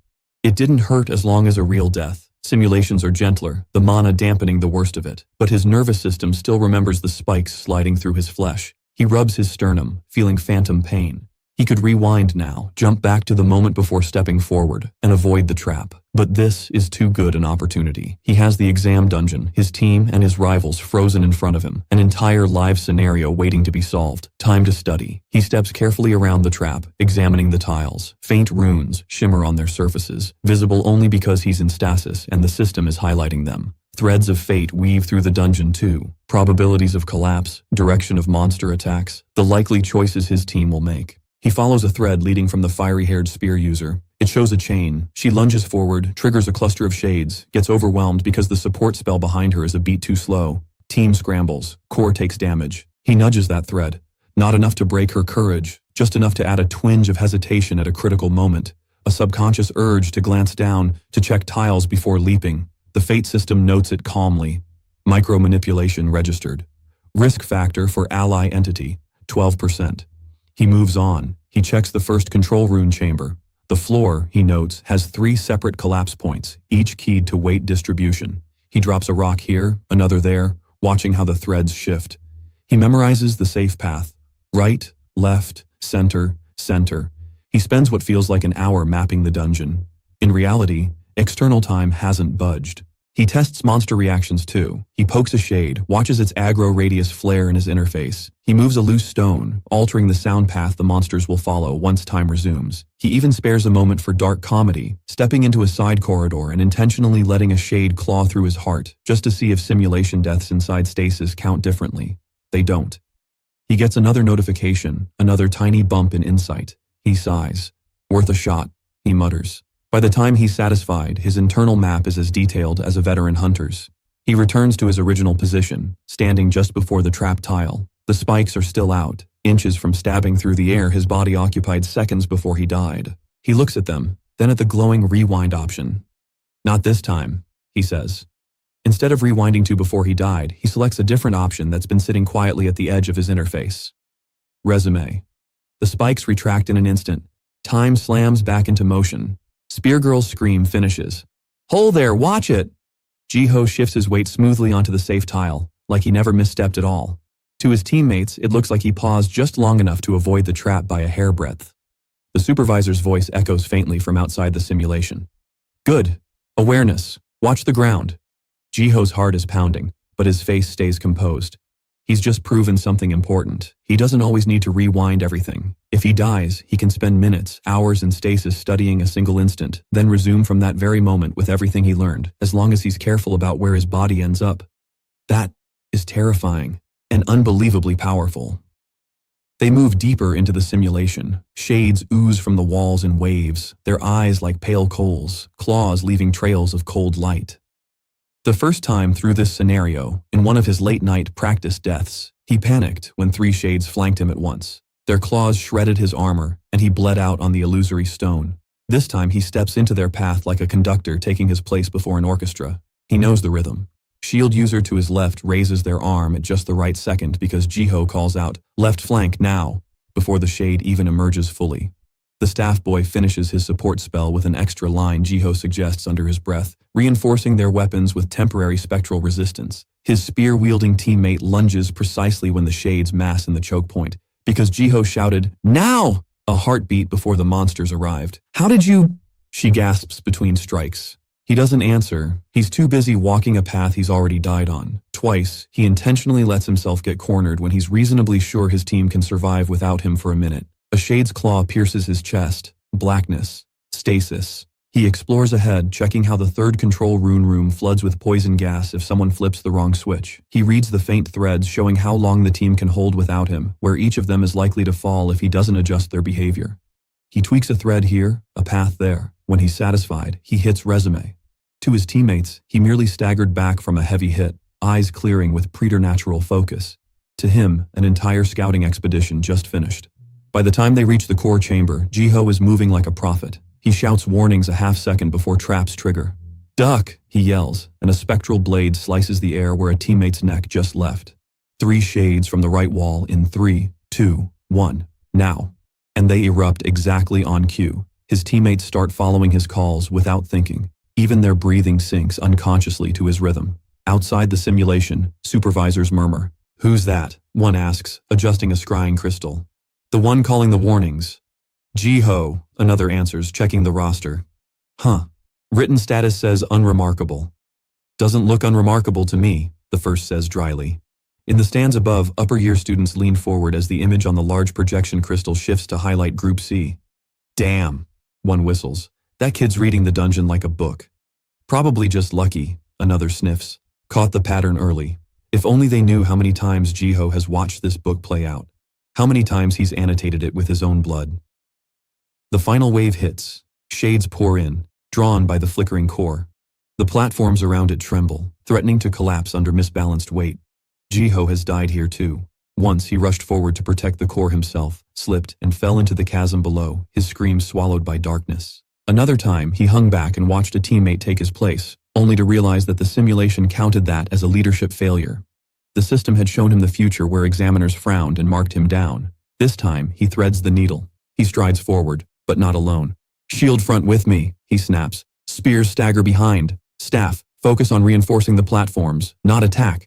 There's no time for debate. They listen. Because by now, they've internalized the truth of this scenario. Jiho calls it, and they live.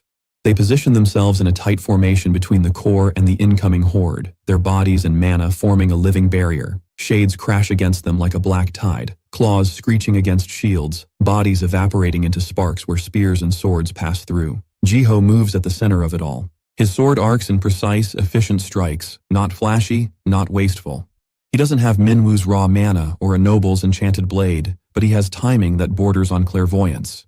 He sidesteps blows that should have taken his head off, ducks under attacks no one else even notices until they're already past. In his mind, he's overlaying countless runs. First death, shade from behind at this moment. Second, platform collapse 2 seconds after that teammate shifts weight. Third, core takes hit from range shade if no one intercepts here. He weaves through all of them, sewing together a single seamless path. A shade rears back, preparing to leap past him at a teammate. Jiho steps into its arc, absorbing the hit on his sword arm rather than his chest, twisting so the momentum sends the shade into empty air instead. Pain flares, but he grits his teeth. He doesn't need to die again here. He already knows this part. Finally, the last shade falls apart into motes of light. The dungeon simulation flickers. Walls dissolve. The core dims. The illusion peels back like smoke. The arena rushes in. Crowd noise, sunlight, the faint hum of the barrier collapsing. Jiho's lungs burn. Sweat drips from his hairline. His teammates slump, panting. For a moment, there's silence. Then the stands erupt. Shouts, applause, whistles. Even from up here, Jiho can tell most groups did not finish as cleanly as theirs. He spots one simulation where candidates are being rescued by supervisors after a total team wipe. Another where the core lies in ruins and young faces hang in shame. A spherical projection hovers above them, replaying key highlights. Jiho watches a slightly detached version of himself dodge traps, call warnings, and strike at precisely the right second. He looks like a genius, like someone who sees the future. "Damn, did you see that commoner kid?" someone in the stands murmurs. "He was practically controlling the flow." "Not just commoner," another whispers, glancing at a small roster. "Jiho. Rank, none. Background, slums district." "Seriously? That's—" The supervisors float down to the platform, their glyphs glowing. "Group C," one says, tone measured but eyes unusually bright. "Excellent performance. Minimal injuries, objective protected, core integrity at 92%. 92. He could have gone for 100 maybe, but that would have looked suspicious. No scenario is that clean. Jiho bows his head slightly, forcing his lips not to twitch. He looks sideways at his teammates. The spear girl is staring at him like he's grown a second head. "How did you know?" she demands in a rough whisper when the supervisors turn away. "About the traps, the shades, the timing. You called things before they even happened." Jiho opens his mouth. He almost says, "Because I watched you die 3 times already." Instead, he just shrugs faintly. "Lucky guesses," he says, "and I read a lot." She snorts. "Liar." But there's admiration in her eyes, not anger. The practical component ends. There are other tests, reflex trials, mana control exercises, brief interviews, but they're all trivial compared to the written exam and dungeon simulation. Jiho walks through them with the same detached clarity, adjusting his performance to be impressive without tipping into unnatural. By the time the sun begins to dip, bleeding orange and pink into the sky, candidates are gathered in the central courtyard, buzzing with exhausted nerves. A massive illusionary board hangs in the air, letters forming slowly as mana runes flicker. Entrance exam results. Provisional ranking. Names begin to appear. The crowd surges closer, craning necks, stepping on toes. Someone starts climbing a statue for a better view. Supervisors shout at them to get down. Jiho doesn't move. He stands where he is, hands in his pockets, gaze steady. He's pretty sure he knows where he'll be. But knowing isn't the same as seeing. The top of the board flashes. Rank 1, Jiho. Written, exceptional. Practical, exceptional. Overall evaluation, outstanding potential. High priority cadet. There's a collective sound as air leaves 100 lungs at once. Silence spreads outward from Jiho in a shockwave. Then the whispers begin. "Jiho? Who?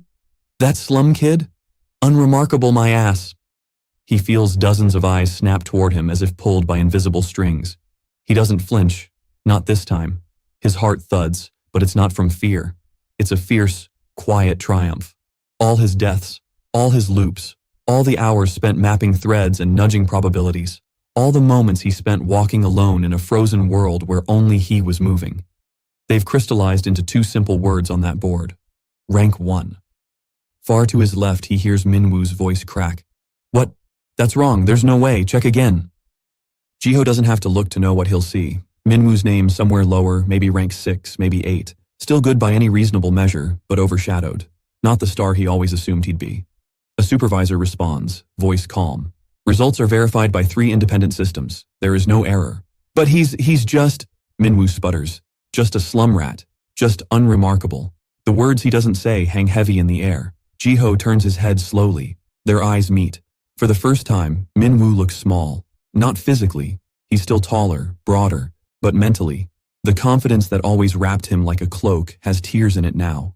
Jiho gives him a polite, almost gentle smile. "See?" he says quietly. "I didn't faint." Minwoo's face flushes red. What did you do?" he hisses. "Did you cheat? There's no way." "Careful," Jiho says, his voice soft but carrying a note Minwoo has never heard from him before. "Accusing rank 1 of cheating without evidence? That's a serious offense." Minwoo's mouth snaps shut. Because he knows. Everyone knows. The Academy can ignore slum kids. It can ignore minor nobles. It cannot ignore its own highest scoring candidate, not without risking its precious reputation. Jiho turns away. He doesn't need Minwoo's apology. He doesn't need his acknowledgement. The results are enough. As the courtyard buzzes and the crowd begins to break apart, some crying in relief, others in despair, some cursing, some laughing, new instructions flare on the board. Top-ranked candidates report to Main Tower Plaza for enrollment formalities. Jiho walks. His steps carry him away from the exam halls, past the training fields, toward the heart of Fate-bound Academy. The main tower looms ahead, its peak vanishing into low clouds, windows gleaming with mana-infused glass. Stone reliefs decorate its base, heroes frozen in victorious poses, monsters carved in defeat. As he crosses the final bridge leading to the plaza, the Fate system pings softly. He glances at the translucent overlay half out of habit. Fate system, active. User status, enrolled, Fate-bound Academy cadet. Authority level, 3. Stasis experience, 32. Fate, insight, 32. Warning, ongoing manipulation detected. A new line flickers beneath the familiar ones. Error, timeline deviation, threshold exceeded. Jiho stops. For a moment, the sounds of the plaza fade, the murmur of other top-ranked candidates arriving, the distant roar of lower-ranked students celebrating or weeping. All he sees is that single flickering word, error. The text distorts, glitching at the edges like a damaged projection. Another line tries to form beneath it, letters scrambling before settling for just a moment. Observer protocol, initiate. Then it cuts out. The interface returns to its usual calm. No more error, no more warning. If he had blinked, he might have missed it. A chill slides down his spine despite the warm sunlight. What was that? He whispers. No answer. The system is quiet. Too quiet. He stands there for a heartbeat longer, looking up at the towering spire of Fate-bound Academy, at the windows that reflect 100 possible futures, at the sky where faint lines of mana trace the roots of patrol spells. He has broken into a world that was never meant for someone like him. He has bent fate to his will, twisted exams, adjusted dungeon scenarios, guided his own path into the center of the Academy's attention. And fate, it seems, has finally noticed. He exhales, tension easing out of his shoulders. Fine, he thinks, lips curling into a thin smile. Watch all you want. Because error messages or not, observers or not, one thing is certain, he's inside now, and he has no intention of playing by anyone's rules but his own.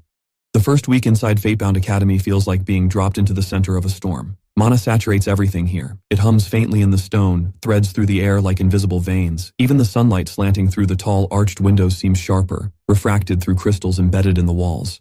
Every hallway is filled with cadets in dark uniforms, voices overlapping, spell formulas, gossip, complaints about homework and bruises. And everywhere Jiho walks, eyes follow him. Rank 1. The words cling to him like a cloak he didn't ask for. Whispered, hissed, sometimes grudgingly respectful, more often resentful. That's him. The slum kid? How the hell did he beat Minwoo? Maybe his status orb glitched. Jiho keeps his face neutral as he moves through the corridors. But under the calm, his mind is a spinning wheel of calculations. He worked so hard to force his way in here, but getting into Fate-bound Academy was only the first gate. Staying at the top, that's a different game. Nobles have private tutors, heirloom spellbooks, bloodlines that give them natural affinity for certain elements. Commoners scrape by on borrowed grimoires and free district lectures. The entire academy is built on this imbalance. The entrance exam is just the visible edge. Without the fate system, Jiho would already be falling behind. With it, he glances at the faint, translucent shimmer only he can see, hovering at the edge of his vision. Fate system, active. His authority sits there like a silent promise. All right, he thinks as he pushes open the door to his first core lecture. Let's see how far I can push this. The basic magic theory classroom is a tiered hall with curved rows of benches climbing toward the back. At the front, a wide chalkboard is already covered in flurries of symbols, mana circuits, spell matrices, anchor glyphs. Glass globes hang from the ceiling, filled with slowly rotating motes of light, visual aids for mana flow. Students are shuffling into place, claiming good seats, clustering around friends. Jiho is a few minutes early. The professor hasn't arrived yet. He walks down to the front row and sits in the center. A murmur ripples through the room. Front row? Seriously? Bold, for a commoner. Maybe he wants the professor to see him fail up close. Jiho ignores them. He rests his hands on the desk and feels his heartbeat, steady and controlled. If he attends this lecture normally, he'll absorb maybe 60%. If he's focused, if the professor explains well, he'll take notes like everyone else, review them later, hope he can keep up. Or, he glances sideways at a loose mana conduit running along the base of the wall, slightly frayed. Probably harmless. The academy's infrastructure is layered with safety spells. Probably. He reaches down and presses 2 fingers against the exposed conduit. Mana nips at his skin, sharp and cold. This is stupid, he thinks. Then he tightens his grip and pushes. The conduit flares. A jolt of raw mana races up his arm, punches into his chest. His heart spasms. For a split second, his entire body seizes. Pain blossoms. Students are just starting to turn, someone drawing in a sharp breath, when Jiho's vision explodes into white, then silence, then the soft crystalline chime that has become disturbingly familiar. He exhales shakily. He's still sitting at the front desk, but the air around him is utterly still. A girl in the second row is frozen mid-laugh, her head thrown back, hair suspended like it's underwater. A boy in the back has one hand halfway into his bag, fingers curled but unmoving. A loose quill hangs in the air, dropped from someone's grasp, ink forming a perfect suspended droplet in mid-fall. Time has stopped. He looks down at his hand. The conduit still crackles with faint light under his fingers, but the mana that fried his nerves has gone quiet. His skin is unburned. His heart beats normally. The system window blossoms in front of him. Status: deceased, minor. Cause of death: cardiac arrest, mana shock. Stasis experience, +1. Fate, insight, +1. He lets out a breath that's half a laugh, half a groan. Congratulations, Jiho, he mutters to the frozen, silent room. You just died from touching a wall. But he's here, in stasis, in the lecture hall, with time stopped before the class even began. He stands, moving slowly, listening to the quiet creak of the bench under his weight. He walks down the aisle toward the professor's podium. Up close, the chalkboard is a mess of half-erased formulas, remnants from an earlier class. The professor's notes for today sit on the desk, a stack of parchment, the top page covered in organized diagrams. Jiho's heart picks up. He picks up the top sheet. Lecture outline, Week 1, Fundamentals of Mana Flow and Circuit Stability. He skims. Mana channeling exercises, common miscasts, advanced question near the end, framed as a trick. His lips curl. He flips through the rest of the stack. The professor's handwriting is compact but clear. He sees not just the main points, but the tangents the man is likely to go on. Little notes in the margins, mention field case in year 8, and ask if anyone has tried dual casting. He can almost hear the lesson playing out. Behind the desk, the professor himself is frozen in the act of entering the room. 1 foot over the threshold, robe trailing behind, mouth set in a line of habitual impatience. Threads of fate wrap around him. 80% chance of getting annoyed at late students. 60% chance of dramatically miscasting a minor spell to demonstrate explosion risk. 30% chance of calling on a random front row cadet to answer a tough question. Jiho reaches out and taps that last thread. It flares. The system notes, micro-manipulation registered. Probability adjustment, targeted question to user, increased. Come on, Jiho says under his breath, amused. I need the spotlight, old man. Help me build the legend. He spends the next while, minutes, hours, it's hard to tell, walking up and down the room.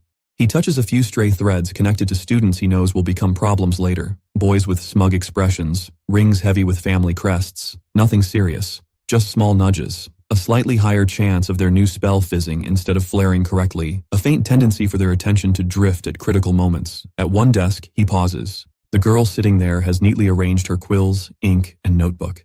Her expression is serious, chin propped on one hand mid-thought. Threads around her glow a little brighter than most. He saw her in the simulation too, calm in the middle of chaos, using support spells instead of chasing kills.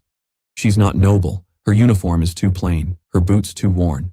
But her future branches upward in a steady, resilient pattern. Without quite meaning to, Jiho reaches out and adjusts one of her threads, a tiny push toward not tripping when running downstairs next week, away from spraining ankle, missing dungeon drill. The system blinks, micro-manipulation registered, protective adjustment, minor. Some people, he doesn't want as enemies. He tucks the professor's notes back exactly as he found them. Then he returns to his seat, plants his hands on the desk, and pulls up the familiar option. Rewind. The world shatters and stitches itself back together. He's back in his body, heart hammering, hand pressed near the mana conduit. But this time, he doesn't push. He pulls back casually, as if he was just leaning on the wall. Students stream in. The professor strides through the door, robes swishing. Seats, cadets, he barks. Mana doesn't wait for the lazy. The lecture begins. From the very first question, Jiho plays it like he's already seen the script. When the professor turns, chalk squeaking as he draws a circuit on the board and asks, "Who can tell me why this configuration is unstable?" Jiho lifts his hand before anyone else. "Because the anchor glyph is drawing too much mana from a reinforced node, sir," he says smoothly. "The feedback loop will overload the right side and collapse the whole structure. The professor's brows jump a fraction. Correct. Explain how to fix it. Jiho does, paraphrasing the professor's own notes with just enough difference to sound like his own understanding. Later, as predicted, the man calls on a random front-row cadet, Jiho, to answer a tricky question about mana phase shifts. Jiho answers without hesitation, citing an example from one of those margin notes the professor wrote for himself. The reaction is immediate. A low murmur ripples through the room. Did he study the professor's personal research or something? How the hell? Even the professor stares at him for a moment longer than necessary. Interesting, he says finally, pushing his spectacles up. Perhaps unremarkable status readings should be reconsidered more often. Jiho lowers his gaze just enough to look modest. Inside, something sharp and hungry curls at the compliment. That night, the pattern repeats. Not just for lectures, but for everything. Mock duels scheduled during combat fundamentals. He sneaks into the training grounds after hours, stands beneath a moving spell effigy that hurls mana bolts at targets, and lets one hit him square in the chest. Pain, darkness, stasis. In frozen time, he walks through the arena, examines the pattern of the effigy's attacks, reads the instructor's written list of pairings for the next day. Manhwa versus Jiho, of course. He smirks. He watches the future play out along threads. Manhwa charging in with flashy, mana-heavy sword techniques, confident in his superior equipment. Jiho, unlooped, getting overwhelmed by sheer force. He dies a few times to test it. In one run, he meets Manhwa head-on and gets his ribs broken in 3 places. Stasis. Rewind. In another, he tries to dodge everything, only to get caught by a feint. Stasis. Rewind. On the 5th run, he starts playing dirty, dodging at the last possible moment, using the slickness of the training ground to his advantage, nudging a stray training dummy an inch into Manhwa's blind spot in stasis, so that in the live run, the noble stumbles at a critical moment. He maps out every swing, every step. By the time the actual duel happens, it feels almost tedious. Manhwa strides onto the arena platform with a grin, sword glowing faintly with mana. Maybe the exam was a fluke, he calls to the watching cadets. Let's see what happens in a real fight. Jiho rolls his shoulders, feeling the comfortable weight of his cheap sword. Sure, he says. Let's see. The instructor raises a hand. Begin! Manhwa lunges, blade singing, and Jiho is already moving. He steps to the side exactly half a pace, letting the blade pass an inch from his shoulder. He parries when he knows Manhwa's grip is a fraction weaker. He ducks when the noble's stance telegraphs a swing he's repeated over and over in the loops. To the spectators, it looks like instinct. To Jiho, it's a carefully rehearsed dance. You little... Manhwa snarls, sweat beading on his forehead as his sword whistles through empty air again. Jiho lets him get close once, just to sell the drama. Manhwa's blade seems about to graze his cheek, but Jiho drops, twists, and sweeps a foot at the exact stone where he knows Manhwa's weight is most unstable. The noble's feet fly out from under him. His perfectly polished back slams into the ground. The wooden practice sword Jiho uses taps lightly under Manhwa's chin. Point, the instructor calls, more impressed than surprised. The watching cadets explode in noise. No way. He dropped Manhwa. Did you see that timing? Jiho steps back and offers a hand. Normally, he would have hesitated. Old Jiho would have been too nervous, too eager not to offend, too conscious of social hierarchy. New Jiho knows this is another move in the script. Manhwa slaps his hand away and scrambles up by himself, face flushed. You got lucky, he spits. Jiho smiles faintly. If you say so. He spends the rest of the day like that. Dying, rewinding, perfecting. In sparring drills, he lets himself get stabbed through the gut by a friend's practice blade so he can freeze time and examine the instructor's notes on upcoming surprise evaluations. In mana control class, he intentionally overloads a basic spell, letting it backfire and stop his heart in a small, contained burst, all so he can walk among desks and read the next week's assignments off the professor's planner. It becomes a montage of loops. Run 1, botched spell, singed eyebrows, internal curses. Run 2, dodge spell, but misjudge mana recoil, collide with a wall, neck at a bad angle. Run 3, avoid both, but forget to reinforce footing, slip on a trace of spilled potion, skull meeting floor. Every death sharpens him. His firebolt goes from a weak sputtering spark to a focused lance of flame that carves perfect scorch marks into targets. His defensive barriers go from flickering puddles of light to solid domes that hold even when 3 classmates pelt him with spells at once. Swordsmanship drills turn into graceful, lethal arcs, each swing guided by micro-corrections he only learns by failing at full speed in a previous run. He starts seeing his days as routes. This route had good spell control, bad footwork, he thinks after one long session. Scrap it. Next run, adjust stance on the 3rd strike, aim for higher mana efficiency before lunch. He dies so often that the shock dulls. The first dozen times he'd come out of stasis shaking, phantom pain clinging to his nerves. He'd lie in bed gripping the sheets, reminding himself he was alive, that the stone was no longer crushing his ribs, that there was no slime choking his lungs. Now, he steps into death almost casually. It's another mechanic, another tool, another reset button. A few times he catches himself thinking in phrases that would sound insane out loud. Ah, this life is ruined. Let's just re-roll it. This timeline's messy. Next one will be cleaner. He knows he should be disturbed by that. He isn't. Because the results are right there, every day. Rumors start to spread, mutating as they go. By the end of the second week, he's earned nicknames he never asked for. Prophet. Ghost Reader. Fate-Bound's Oracle. In mock battles, he coincidentally shouts warnings a breath before hidden traps activate. Retreat 3 steps, he yells during a dungeon drill.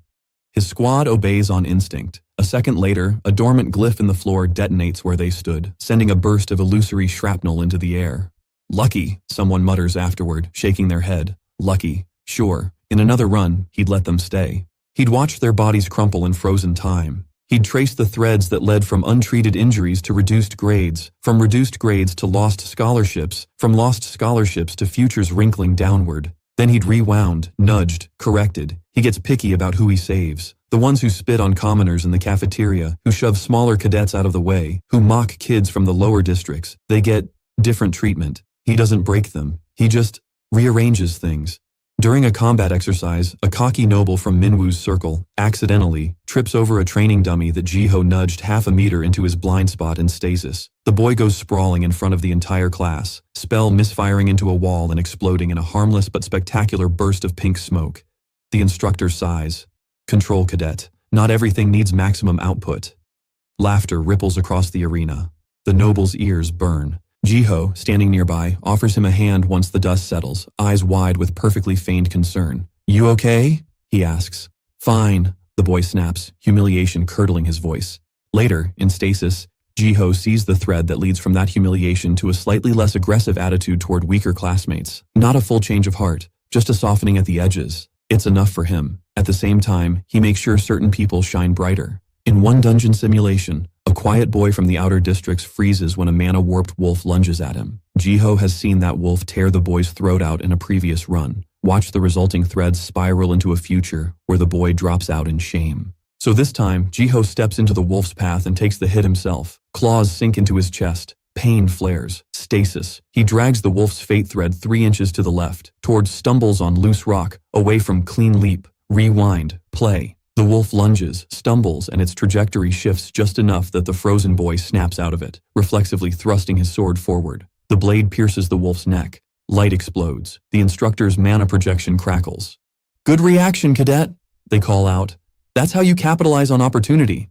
Jiho lies on the ground, clutching his side dramatically.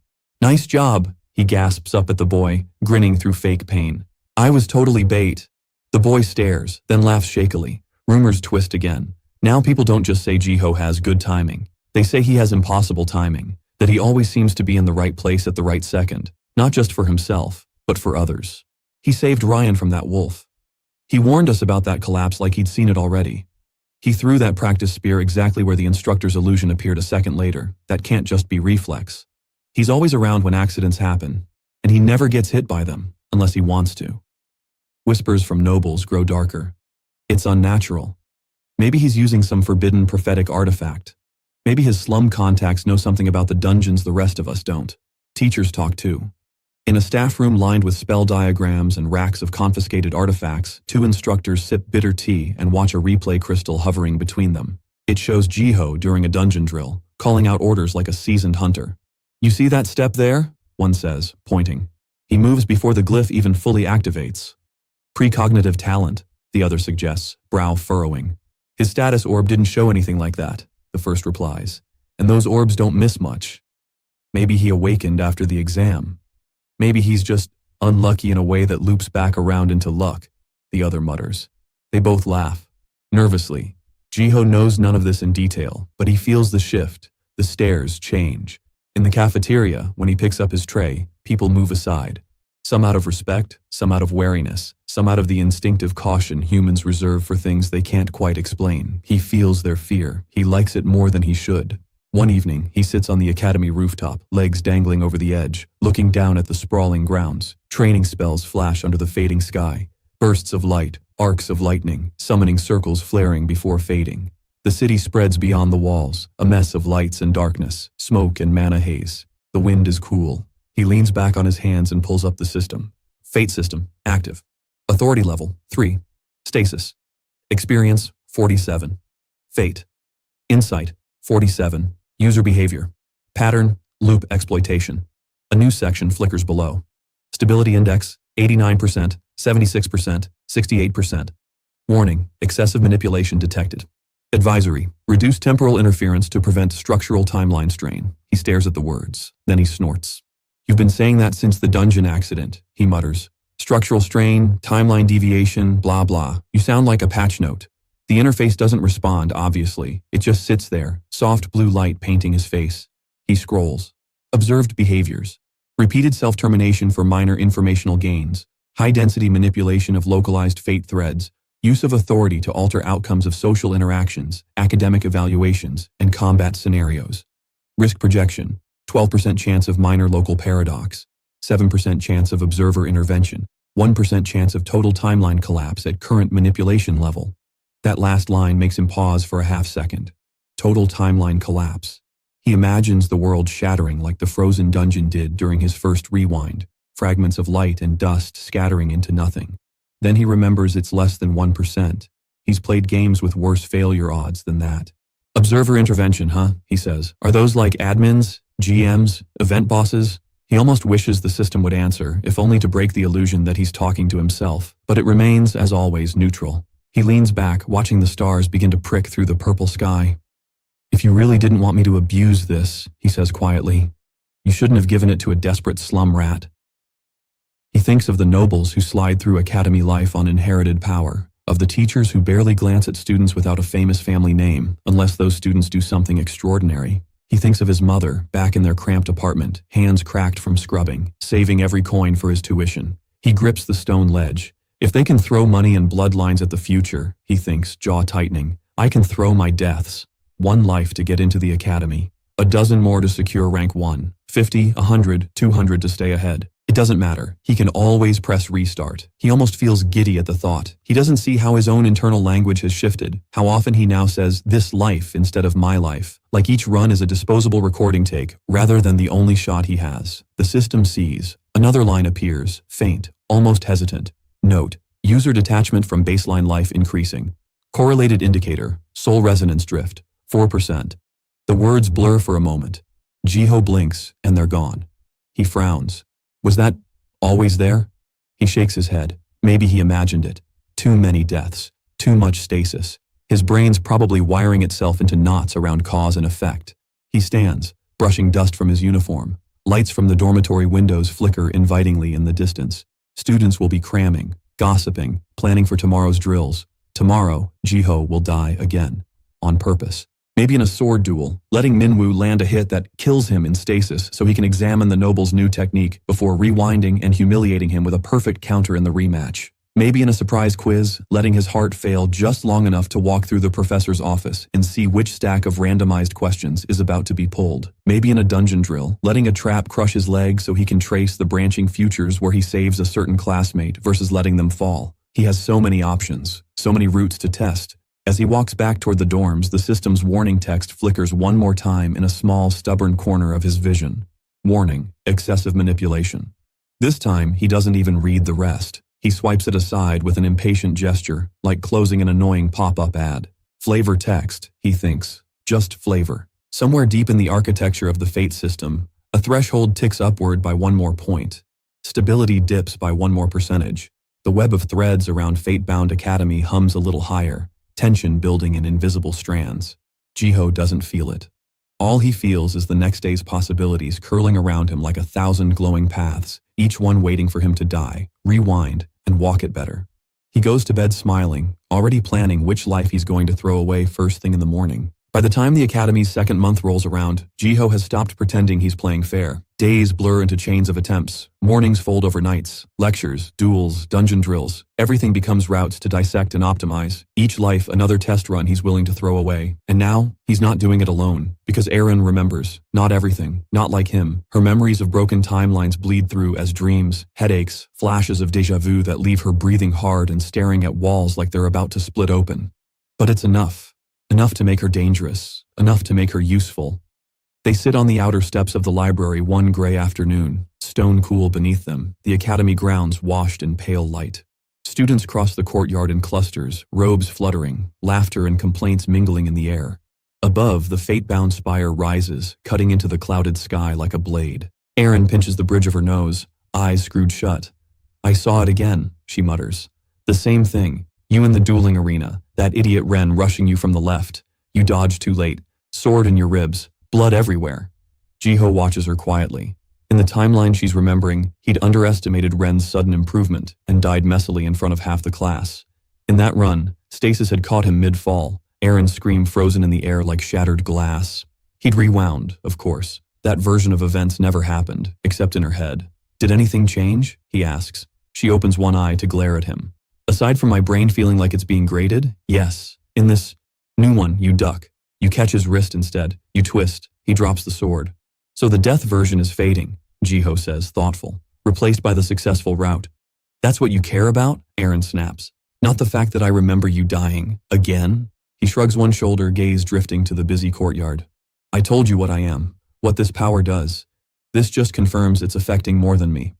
Erin looks away, jaw tight. Anchors.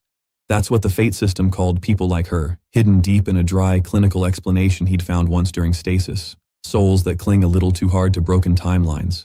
Most people forget scrapped possibilities instantly, but an anchor's mind is stubborn. Fragments stick like burrs. It makes them unstable. It makes them valuable.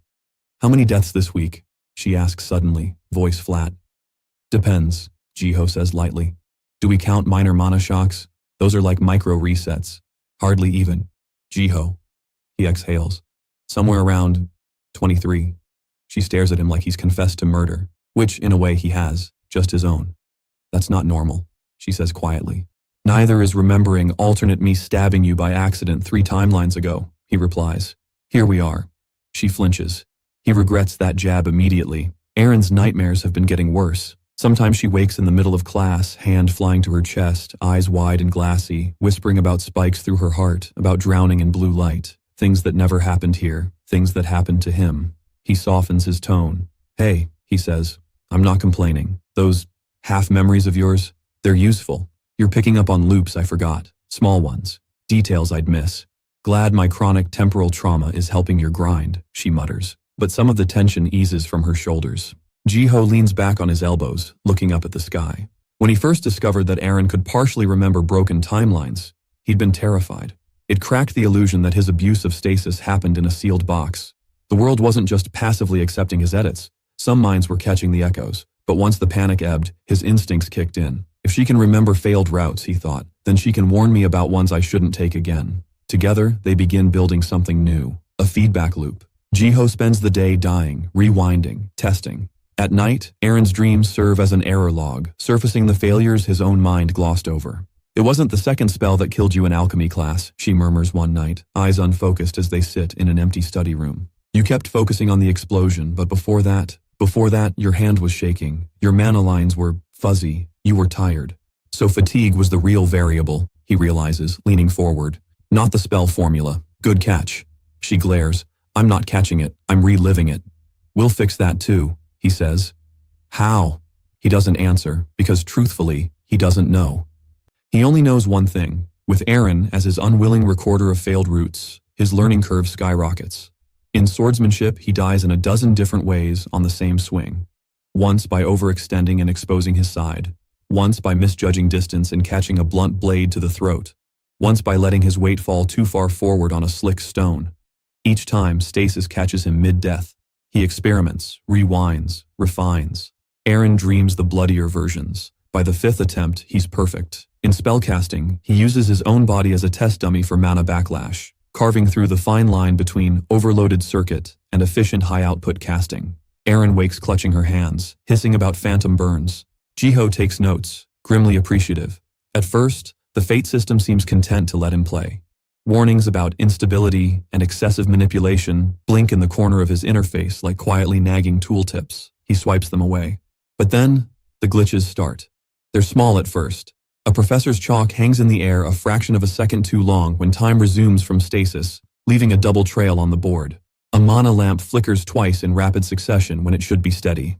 A student's laugh echoes with a faint out-of-sync delay. Jiho notices it because he lives between frames now. "Did you see that?" he asks Aaron after one such incident in the cafeteria, where a spilled drink seems to unfall for a heartbeat before finishing its descent. She nods slowly, fingers tightening around her spoon. "Yeah, it's like reality hiccuped. Side effect of loops," Jiho says lightly. "Nothing we can't—" He breaks off as the system window flickers wildly for a second, text scrambling. "Stas is, ac, v, stab, tienda, 51%. Then it snaps back into clarity. He frowns. "That wasn't like the usual warnings," he murmurs. "Jiho?" He looks up at Aaron and forces a smile. "It's fine, just some lag." She doesn't believe him. The glitches grow bolder. During one frozen stasis, Jiho steps through the academy courtyard, studying threads. He's mid-experiment, testing how far he can move objects without causing noticeable divergence, when he sees it. A crack in the sky. At least that's what his brain supplies as the closest match. Above the frozen students, above the towering spires, the blue dome of the sky has a thin, jagged line running through it, like glass under stress. It doesn't move, it doesn't widen, it just hums with a frequency he can feel in his teeth. He stares up, throat dry. "Okay," he whispers, "that's new." The system flashes. Timeline surface tension, elevated. Advisory, reduce interference. He takes an involuntary step back. For the first time since he started abusing death as a tool, genuine unease prickles at the back of his neck. He does not, however, stop, because the pressure around him is growing too. Fatebound is a crucible. Nobles are scrambling for position, forming cliques and alliances. Professors are watching top-ranked cadets like hawks, looking for prodigies to invest in. Dungeon drills are getting harder, the academy deliberately engineering near-failure situations to see who cracks. In this environment, standing still is the same as falling behind, and Jiho has no intention of falling behind ever again. So he pushes. Harder, he starts linking loops. Instead of treating each death as isolated, he chains them together, die in stasis at the end of one day, walk through the frozen night, then rewind into the morning already knowing which lecture quizzes will be sprung, which surprise inspections will be scheduled. Aaron's half-memories help him avoid the messiest routes. If she mentions a nightmare about the cafeteria ceiling collapsing, he knows to stay away from that branch. If she describes the feeling of drowning during a dungeon drill that never happened here, he marks that simulation pattern as dangerous. Together, they become frighteningly efficient. And it's that efficiency that draws attention. It happens in a spell formation lecture. The classroom lights flicker, then stabilize as Professor Haseon begins explaining multi-layered barriers. Jiho is mid-stasis, having deliberately overcharged his mana channels to stop his own heart for a moment. The room is frozen, chalk mid-scratch, mana diagrams half-formed in the air. He walks between desks, reading the professor's private notes, tracing fate threads around a difficult composite spell he wants to master. He doesn't notice it at first. A feeling, like being watched. A prickle between his shoulder blades. He's felt that before. Paranoia mostly. The natural unease of knowing he's doing something no one else can see. But this is different. It's colder. He straightens slowly, chalk notes forgotten, and turns. At the back of the room, near the door, something stands that was not there when he last rewound. A figure, tall, wrapped in dark, heavy robes that seem to drink in the ambient light. Where a face should be, there's only a smooth, featureless surface, like polished bone or porcelain, faintly reflective. No eyes, no mouth. Yet Jiho feels its gaze lock onto him all the same. His breath catches. The system flares open on its own. Unknown entity detected. Classification, messenger class observer. Visibility, stasis only, non-perceptible to baseline entities. Advisory, avoid direct interaction. The thing stands perfectly still.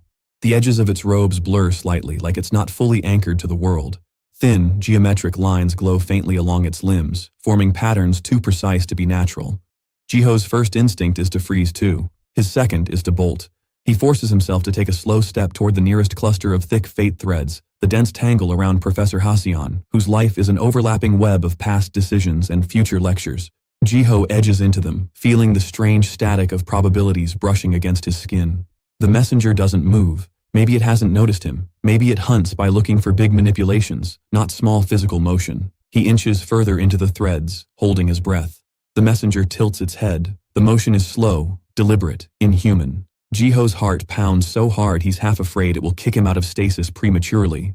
The messenger raises one arm. Up close, its hand isn't a hand at all. It's a cluster of intertwining lines, like fate threads made solid, converging into a sharp point. That hand drifts through the air, hovering just above a cluster of threads leading out of the room. To him, they're just potential paths, possible future lecture topics, student questions, minor mishaps. To the messenger, there's something more. It touches one. The thread glows, then unravels, dissolving into motes of nothing. Jiho's stomach flips. It's pruning. He watches, sweat beating at his temple, as the messenger methodically touches a few more strands.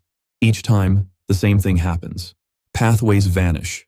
Options shrink. It's here to stabilize things, to stop distortions.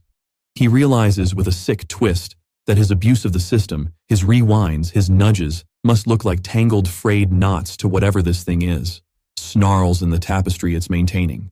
After what feels like an eternity but is probably seconds, the messenger's head tilts again. Its faceless face turns toward the center of the room. Jiho swallows. He's not there, not quite. Hidden between the thick, blinding threads around the professor, his presence is a faint shadow. He presses himself deeper into them, imagining himself as just another probability. The messenger's hand hovers in the air. For a heartbeat, Jiho is sure it has him. Then the entity flickers. One moment it's in the classroom. The next, it's gone. No dramatic exit, no sound, just absence. The system's advisory line vanishes with it. Jiho doesn't move for a long time. When he finally forces himself to breathe again, his lungs burn. He looks down at his own hands. They're shaking. Slowly, carefully, he extricates himself from the professor's threads and stumbles back to his desk. His finger hovers over rewind. What was that? He whispers to no one. He rewinds. The lecture starts fresh. No messenger appears, not that time. But once you know what to look for, you start seeing the signs. Over the next week, the glitches intensify.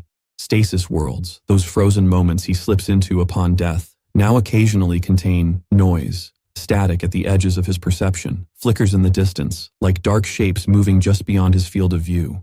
The crack in the sky thickens. Once thin hairline fractures now spiderweb faintly across the dome, pulsing whenever he makes a particularly large manipulation. And the messengers return. He sees the second one in the training dungeon. He'd died testing a new mana-enhanced leap, overextended, slammed into a stone pillar, snapped his neck. Stasis took him mid-fall. He righted himself, cursing, and started toward the simulation orb he wanted to examine. Then he noticed the absence of threads. The dungeon, in stasis, is usually a forest of glowing lines. Even low-level monsters generate probability webs, paths they might take, attacks they might use. The terrain, the traps, the mana currents all contribute. But now a circular area near the center of the room is empty. Threads cut clean. Probability gone. His skin crawls. He edges closer and sees it. Another messenger, crouched in the bare zone like a spider in the center of a cleared web. Its robes pool around it, lines of pale light scrolling across its surface. It moves differently from the first, faster, more precise. As Jiho watches, it lifts both hands and pulls at the air. Threads from outside the circle snap taut, stretching toward its fingers. It examines each, tilting its head, then either lets it snap back or slices it, the severed end unraveling. It's hunting for something. For someone. He swallows, throat dry.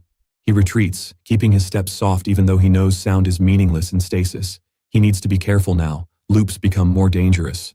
Every time he dies, every time he enters stasis, he has to check first. He peeks around corners, senses for thin or missing threads, listens for the faint, wrong hum that accompanies a messenger's presence. He dies to stupid things less often, not because they hurt, but because they're invitations, bright blips on whatever radar these observers use. Still, there are moments he can't avoid. The harrowing encounter happens during a night loop.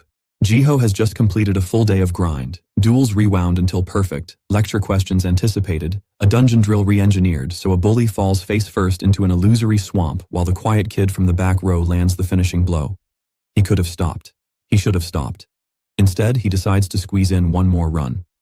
Just one. There's a warding exam in 2 days. He knows the professor who writes it likes to mix in obscure historical barriers alongside practical ones. If Jiho can die in that professor's office tonight, he can browse through old test papers, see patterns. He waits until lights out. The dorm settles into muffled snores and whispered conversations dying away. Moonlight spills through the window, cutting his bed in pale halves. Aaron sleeps in the girl's wing across the courtyard. He knows she's been exhausted lately, dark circles like bruises under her eyes. He slides off his bunk, moving like a shadow, down the corridor, past the token ward that would alert supervisors if someone left with active mana. He keeps his channels dim, his presence small. The academy is quiet at night. Too quiet. Stone seems to remember every footstep. He reaches the faculty wing and slips through a side door he memorized in a previous loop. Professor Daeyoon's office, warding and defensive formations, is at the end of the hall, door marked with a simple sigil. Jiho had scouted this before. He knows there's a minor alarm glyph on the handle. He also knows something else. He presses his palm to his own chest, feeling his heart. Just in and out, he mutters. Kill yourself. Take a look. Rewind before anyone knows. The fact that he can say kill yourself with that tone of casual planning should disturb him. It doesn't. He focuses, takes a breath, then forces his mana channels to spike and twist wrong. It's something he's learned recently, threaded through his nerves like a command. A deliberate arrhythmia, mana-induced cardiac arrest on demand. Pain clenches his chest, his vision tunnels, the hallway blurs. Then, stasis. The world freezes mid-beat. Jiho inhales sharply, hand still pressed over his heart. The pain is gone. He straightens, flexing his fingers. Still hate that method, he mutters. Quick, but messy. He steps through the frozen ward on the office door without setting it off. In stasis, its detection threads are inert. Inside, the room is lined with shelves of dusty tomes, scrolls, and mana-infused stones. On the desk, papers lie scattered, half-graded assignments, a half-finished exam draft. He moves quickly, used to squeezing as much as he can out of each stasis before mental fatigue sets in. He flips through the exam draft. As suspected, layered barriers, anchor stone sequencing, trick questions about historical ward failures. He sketches mental notes, eyes moving fast. Then, out of the corner of his eye, something flickers. He freezes. His gaze slides, slow, toward the window. Outside, the campus is a frozen painting. Trees still, leaves captured in mid-rustle. Mana lamps hanging in the air like pale moons. And across the courtyard, near the main tower, 3 dark shapes hover above the cobblestones. Not one messenger, 3. They stand close together, their robes moving in a breeze that doesn't exist. Lines of light race across their surfaces in complex patterns, intersecting briefly before diverging. Where they cluster, fate threads distort, bending around them, thinning, fraying. Jiho's breath catches. They're talking. Not with words, there's no sound, but with movement. Hands weaving through threads, heads tilting in synchronous patterns. They touch strands in the air, and images flash faintly. Glimpses of Jiho himself, blurred and flickering in multiple places, dying, rewinding, moving. They're comparing notes, tracking him. He takes a step back from the window, heart hammering even in his stopped chest. He needs to get out, now. He turns, and runs straight into another messenger. It wasn't there a second ago. Now it stands in Professor Daeyoon's office, between him and the door, robes scraping the floor silently. It's taller than the others, shoulders broader. Instead of blank porcelain, its face is a shifting geometry of lines, rearranging like a constantly redrawing spell circle. Jiho chokes on a curse. The messenger's head tilts. This time, there is no ambiguity. It sees him. The shifting patterns on its face warp, focusing. Threads in the room tremble, several snapping outright. The air grows heavy. The system screams in his vision. Warning, direct observer contact. Classification, messenger prime. Advisory, immediate escape, recommended. No kidding, Jiho spits. He tries to move sideways toward the shelves to slip around it. The messenger raises a hand. The air in front of Jiho thickens. Pain lances through him, not physical, but deeper. It feels like someone yanked his spine out through his chest and set it on fire. His vision whites out. He looks down. His body is still there, frozen mid-step. But the pain isn't in that flesh. It's in something else. A faint, translucent outline extends from his chest, tethered by shimmering strands. It looks like him and doesn't. A blurred, simplified version, features indistinct, form edged in light. His soul. The messenger's hand closes around one of those shimmering strands. Jiho screams. Soundless, but the agony is more real than any sword, any crushing stone, any mana burn. The messenger slices. A piece of that glowing outline shears away, dissolving into nothing. He feels less, like a chunk of him has been scooped out and discarded. His knees buckle, spirit form crumpling even as his physical body remains upright in frozen time. The system flashes, soul integrity, 82%, 71%. Warning, lethal damage possible within stasis. Jiho's thoughts explode inwards. He can die here, not just in the heart-stopped, rewind-available way he's grown used to. Die. Gone, no anchor, no next loop. If you remain here, the thought isn't words, but a visceral understanding. If it cuts all of you, that's it. The messenger prime tilts its head, hand lifting again. It's going to cut more. Panic snaps him into motion. He forces his remaining threads to coil, to pull away from its grip. He flings himself sideways, not physically. His body can't move in frozen time when he's shifted this deep, but along the web of fate, dragging his soul outline through tangled probabilities. He dives into the densest cluster he can see, the academy itself. Threads wrap around him, choices, futures, possible dialogues, test results. They burn against his damaged essence, but they also hide him, his signal swallowed in noise. The messenger's hand slices through the space where he was just standing, leaving a clean gap in the web. Jiho gasps, phantom lungs burning. He can feel it searching. The crack in the sky outside pulses, light pouring through like blood. The other three messengers advance, their presence making threads quiver around the campus. They're converging, on him, on his abuse. For a split second he's tempted to freeze, to wait, to see how long he can hide, to explore what happens if he lets them close in further. Curiosity, habit. Then another wave of soul pain washes over him, echo from the earlier slice, and he realizes how thin he feels, how the edges of his thoughts blur at the corners. No, he's pushed enough tonight. He yanks his focus inward, not to a moment before, not to the start of this stasis. Further, back to his last safe anchor, before he ever left the dorm, before he triggered this particular death. Rewind. The world fractures. The messenger's silhouettes shatter into shards of dark, dissolving into the blinding rush of reversed time. Threads whip past him, images playing backwards, his own steps retracing, the hallway unwalking, his heart unstopping. He slams back into his body. He's in bed, breathless, chest heaving. The dorm is dark and quiet. Other cadets snores the only noise. Moonlight paints pale bars on the ceiling. His heart hammers against his ribs like it's trying to escape. For a moment, he doesn't move. Then slowly, he raises his hand in front of his face. It looks normal. Skin, fingers, trembling. He pulls up the system. Fate system, active. User status, alive. Authority level, 3. Stasis, experience, 59. Fate, insight, 59. Another line burns beneath. Soul integrity, 71%. Note, irreversible damage sustained in stasis. His eyes widen. I actually lost a piece, he whispers. He feels it if he probes, like a missing tooth his tongue keeps finding. A hollowness in his awareness. Memories are intact, but something in how he feels those memories has shifted. The earlier loops in the night feel more distant than usual, like they happened to someone else. He scrolls. New text scrolls into view, written in stark, uncompromising lines. User flagged for fate abuse.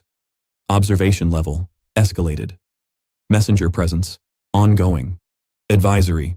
Further high-density manipulation risks total erasure. Total erasure. Not death with rewind. Not something Aaron might half remember and regret. Gone. Jiho lies there, staring at the glowing letters hovering above him, night air cold against the sheen of sweat on his skin. His first instinct is to scoff. There it is again, the warning, the stop or else. The system nagging him like a worried older relative. He hears his own mental voice from weeks ago, dismissive, flavor text. But his chest still aches where the messenger cut his soul.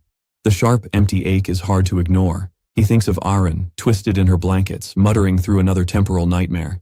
He thinks of the cracks in the stasis sky. He thinks of those robed figures, calmly pruning threads, hunting the source of distortions. Hunting him. For the first time since this started, a sliver of real fear wedges under his ribs and stays there. He swallows. Observation escalated, he murmurs. So they're watching closer now. More messengers, more risk every time he dies. He could stop. He could pull back, use the system only for emergencies. No more casual deaths to check exam drafts. No more micro adjustments to bullies' humiliation arcs. He could try to be normal. The idea feels like suffocation. He's clawed his way up using this power. Every rank, Every victory, every ounce of respect he's earned in this academy is built on loops. Giving that up means stepping into the ring with nobles and prodigies, on terms he knows are already stacked against him. He stares at the warning, at fate abuse. He almost laughs. What did you expect me to do? He whispers to the ceiling. Use this once and then politely die when it's convenient? No answer, just the soft breathing of other cadets. He closes the system with a twitch of his fingers, letting the glow fade. His chest still hurts. His soul feels lighter, in a way that's wrong. He turns onto his side, facing the wall, and forces his eyes shut. Sleep doesn't come easily. When it does, it's thin, full of fractured images. Messengers gliding between frozen students, Aaron calling his name across a sky filled with cracks, his threads snapping one by one. But under all of it, one thought threads through like a stubborn, unbroken line. They've noticed him. They can hurt him now. But he's still alive. And as long as he's alive, as long as he can die on his own terms and choose where to rewind, he's not done. Fate can escalate its observation all it wants. Jiho has already decided he won't stop abusing this power. He'll just have to get better at hiding.